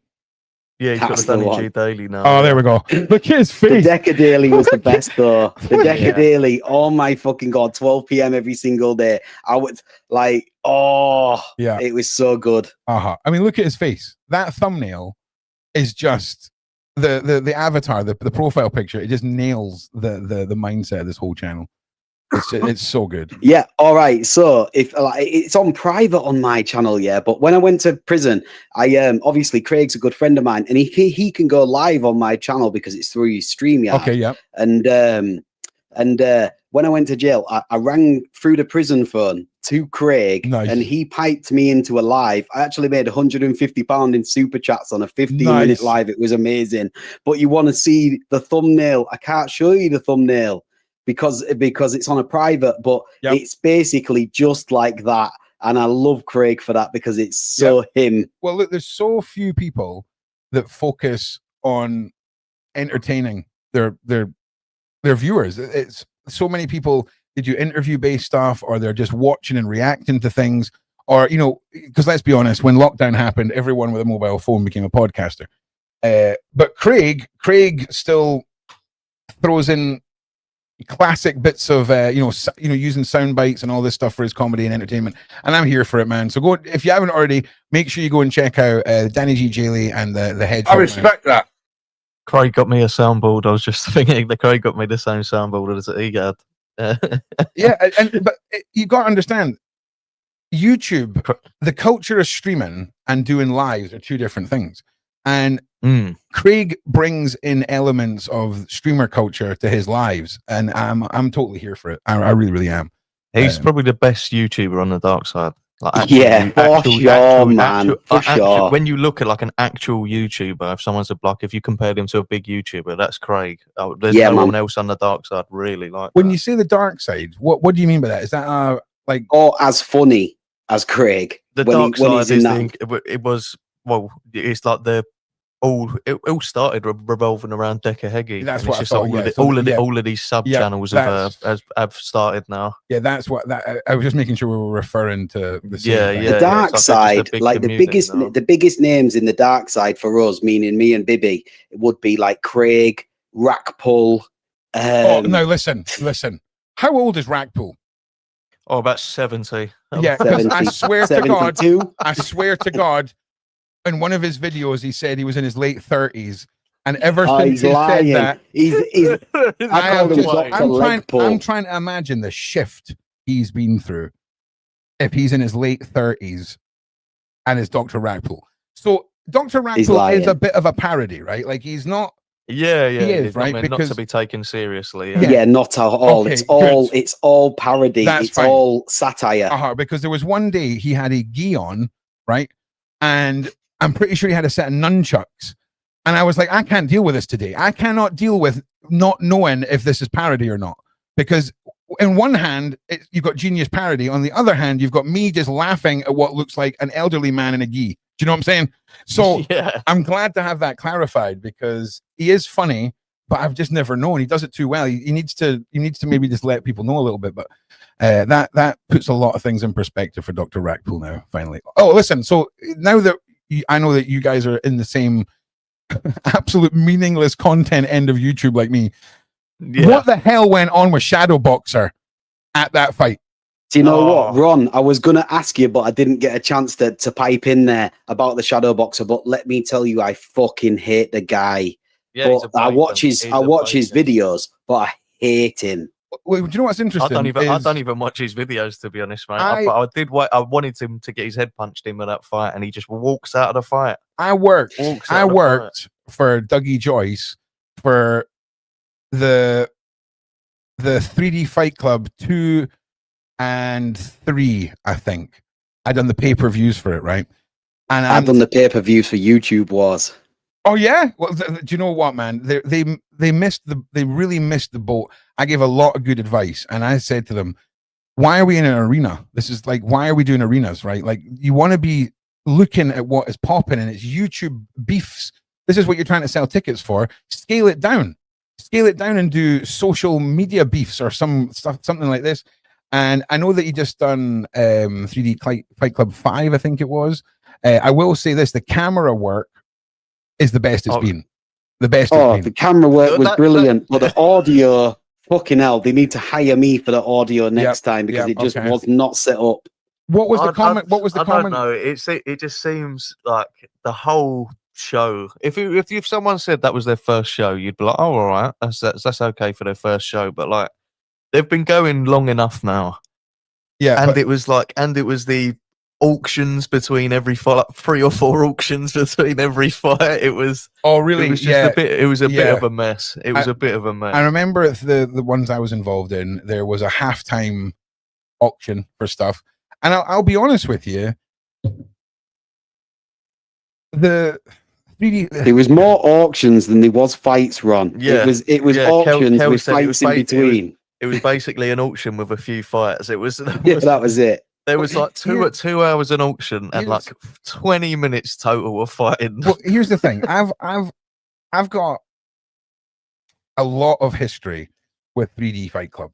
It was me that basically contacted when Dougie done his launch for it, and I seen the brand and everything.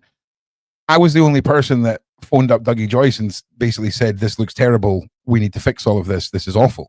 And I'll be honest, Dougie listened to a lot of the things that I have put forward for this, but there's something in the whole 3DF the Fight Club situation where good ideas are overlooked for grandeur. I felt like it was trying to be something bigger than it could have been, and if it had just been given a gradual time to build, it could have been fantastic. I think it's a prime example of trying to run before you can walk with this. And the video was so on point on the one that's just streamed last weekend, because that was provided by the venue. Well, here's the thing. It could be provided by the venue. I've experienced 2 events where on one event it was provided by the venue, but it was not as awesome as that one. They nailed it. They really nailed it. It looked great.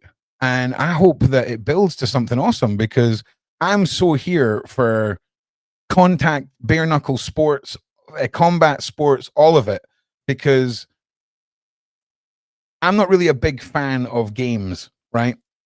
Football, rugby, they're games, they're team sports. But when it comes to combat sports, I adore it. And bare knuckle, you've got to understand, when you've got UFC fighters who have fought for a decade, moving into bare knuckle, and they're telling you that being punched in the face in bare knuckle is a safer sport than being potentially kicked in the head, kneed in the head, elbowed in the head, and then punched in the head with little gloves on. It blows my mind because of the brutality of bare knuckle. But if anything, I love the blood. I love the blood sport of bare knuckle. It's raw. The fights are usually under 2 minutes. Somebody always gets knocked out. That's why I love bare knuckle. It's probably safer because there's much less concussions happening during that thing, during a bare knuckle. And you got to remember, Bibby, that these events, when they're done professionally, they have a medical staff on team 24/7 and a security team managing the crowd. 100%. But so would boxing and UFC. I think it's mainly like the concussions is the safetyness of this. Well, like why it would be more safe to bare knuckle someone. Yeah, but the BKFC, turns out that was my gateway drug. Okay, because then I found out about King of the Streets, right? And King of the Streets is brutal. I'm going to be honest with you. Yeah, man. I'm going to be honest with you. I would just love to live in a world where they were the dominant sports every Friday, right? I would love to see. You're talking to a guy that every prisoner in the UK of a non-violent crime, petty criminals, should have the opportunity to go into some sort of gladiatory arena to fight for their freedom. Okay, you too, Scott. We could have got you out a lot sooner if you just gone through the gladiator arena. Do you know what I'm saying? And listen, Ron, I'm a lover, not a fighter. Yeah, I'm not saying I want to be involved. I will watch it. I'm a viewer. You know what I'm saying? Listen, if I'm going to fight anybody on YouTube, it's going to be this little called Axl Rose, and I'll ruin him. I will ruin him with one punch. I'll be honest. I don't think in Ron's world, I think I would have made it more like, those red balls on Wipeout, the TV show. I think it would be more like that, with a fight, like maybe some fist fighting at the end of it. But yeah, you would have to mix up the gladiatory arena for the non-violent criminals. We'll save all the really horrific stuff for if we ever we'll do like a festival every year where all the murderers get a chance to get out too, but they're really brutal. It's like Saw meets, Gladiator. Like a gladiator battle. Yeah, 100%, bro, 100%. So listen, Ron, brother. I have had an amazing time on a stream. It was great to meet you. I'm going to have to leave now, but we need to stay in contact. Oh yeah, it's going to be annoying how we're in contact with you. Okay. I'm sure Kelsey will love that you're in contact with me. Yeah. And I just want to say, any of the correspondence that gets looked over by the UK government, everything that we're talking about is a screenplay about crypto scams that I'm thinking about writing, just to be clear. Put a good word into Shaun for me for the podcast, innit? Yeah, well, whatever you want, mate. Like honestly, just if anything that you want to do with Shaun or the channel, just let me know. Don't pussyfoot around. Just let me know. Just let me know. 100%. Ron, I really appreciate you having me on. Scott, your prison stories might fit into Shaun's interviews because he loves the prison interview stuff. Yeah, man. you know, and I can see the thumbnail now. I'd love to even just talk about his book trilogy. Like even just that. Nah, I can see the thumbnail now. I can see the thumbnail now. Man turns body into mulch with lump hammer. Prison stories. I can see it now. I can already see the thumbnail being made. But listen, Scott, it was lovely to meet you. I've got a lot more than that. Fucking hell, man. What I've been through in high security, man. No worries. Thank you, Ron. Bibi, I love you. Katrina, your story was amazing. Ron, it was great to meet you. I really appreciate you, man. Well, listen, I've got a whole bunch of stuff that I'm wanting to develop with a new panel of people. And I think you guys may have just made the list of people that I want to try and drag into some projects because the chemistry's good, the banter's good, and I appreciate you, Scott. So thanks for being here, mate. And he's gone. He was too much ADHD. You see that? That was the conversational equivalent of overstaying your welcome at someone's house. He was just like, I need to go. I need to get the hell out of here. I'm gone. That was that. You witnessed that live, and I'm okay with it. So listen. Apparently, I've been sat here with you guys for almost 2 hours waffling away, and I've loved every minute of it. So if any of you, Katrina or Bibi, if you've got anything you want to put out there or any more points, let us know. Can you please check Katrina can you please check your emails that I sent you? I've sent you the pictures of my dad's injuries. Oh, hang on. What they've done to him. Did you say emails? On Discord. On Discord, yeah, I thought that. Okay. It's like okay, I sent you the injuries that he's received. Oh yeah, wow. Wow, I know, indeed. Oh wow.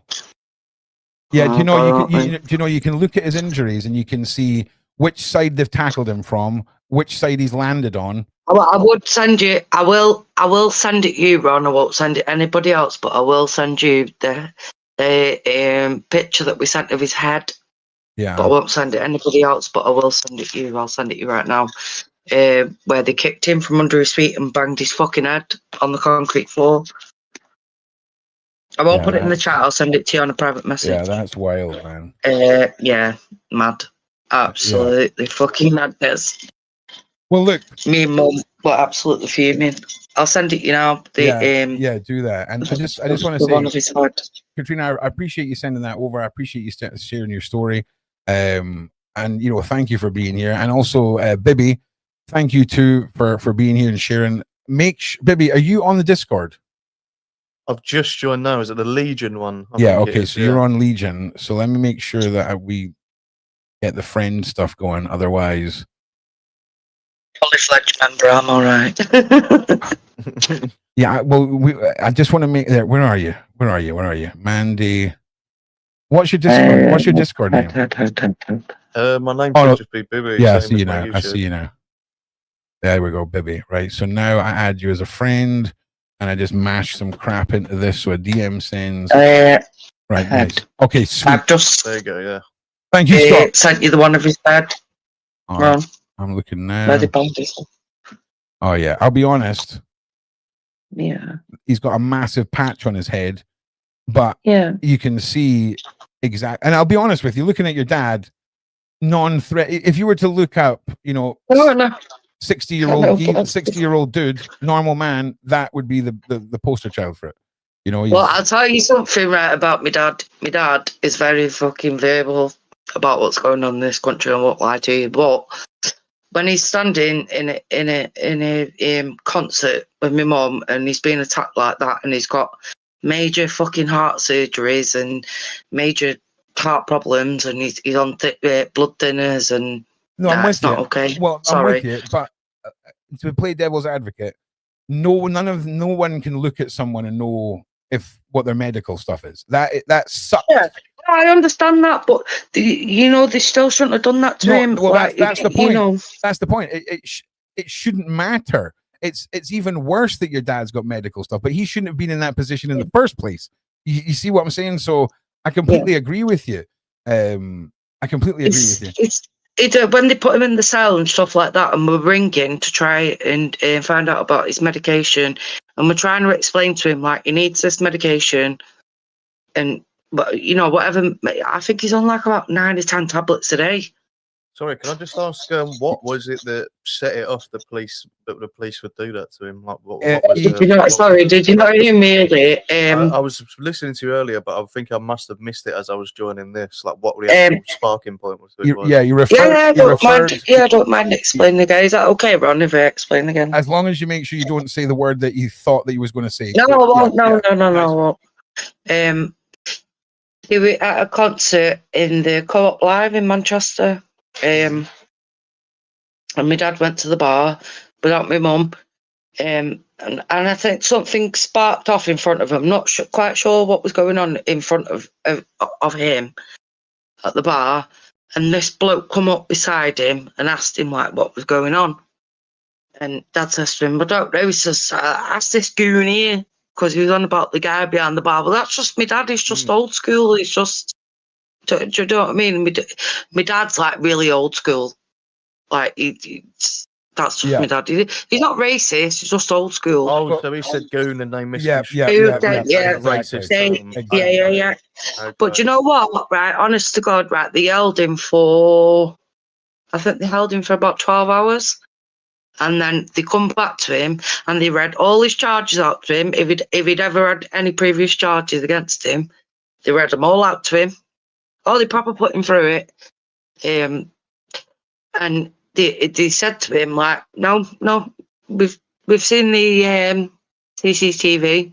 We realise you've not done nothing, no further action. Huh. And he come home and he come home in that state. That's what we had to witness when he come home. Isn't that glorious that no further action was taken? Absolutely, yeah.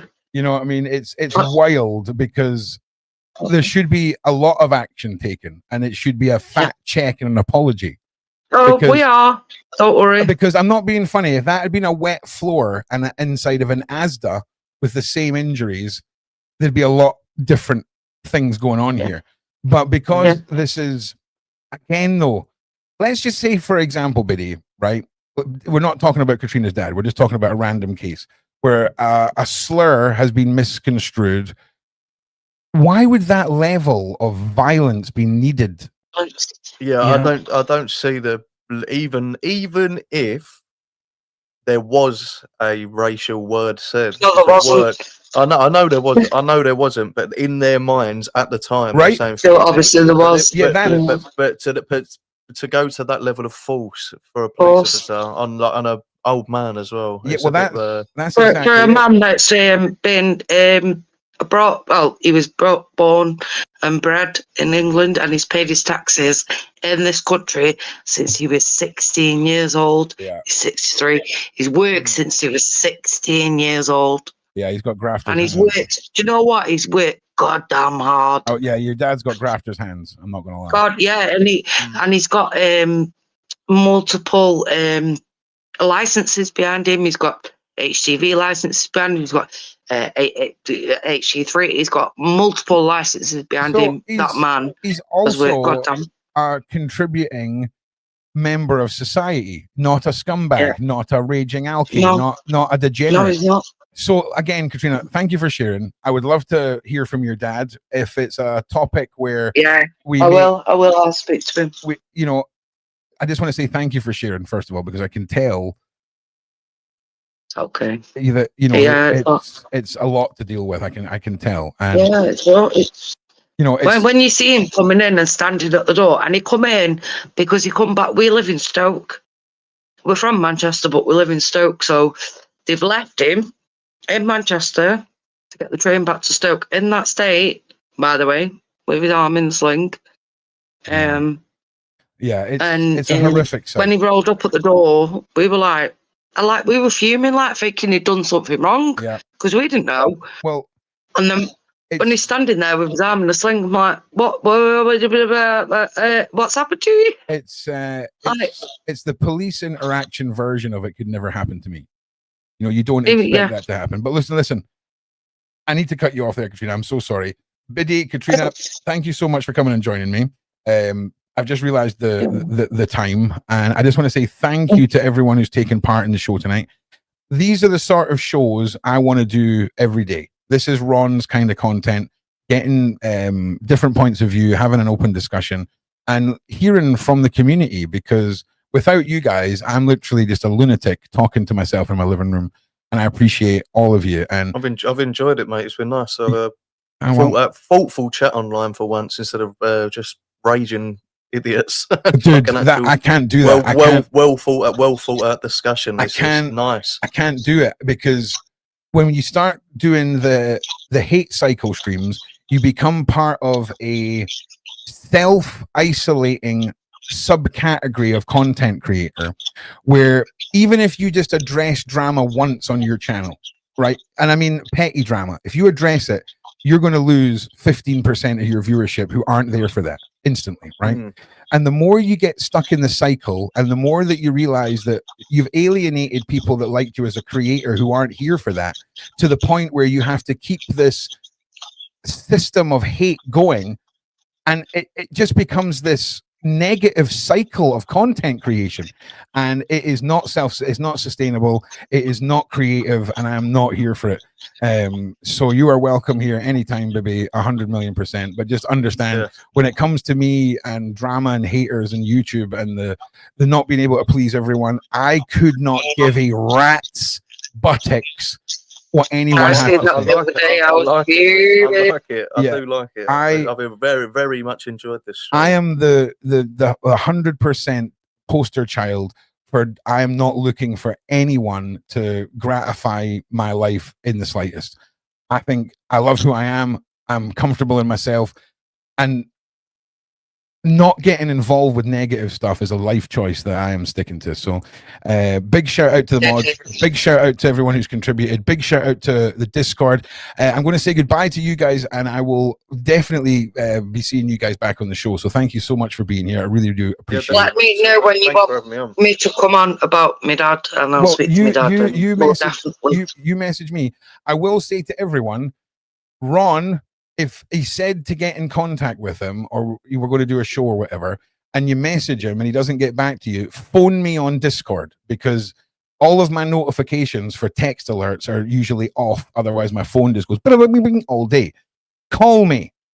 Yeah, we'll definitely I'll speak to him, and we'll definitely sort something out. See what you can do. Well, listen, thank you very much, Biddy. Thank you very much, Katrina. Thank you everyone else that came and joined me. I just want to say to everyone who has been so supportive tonight, thank you so much.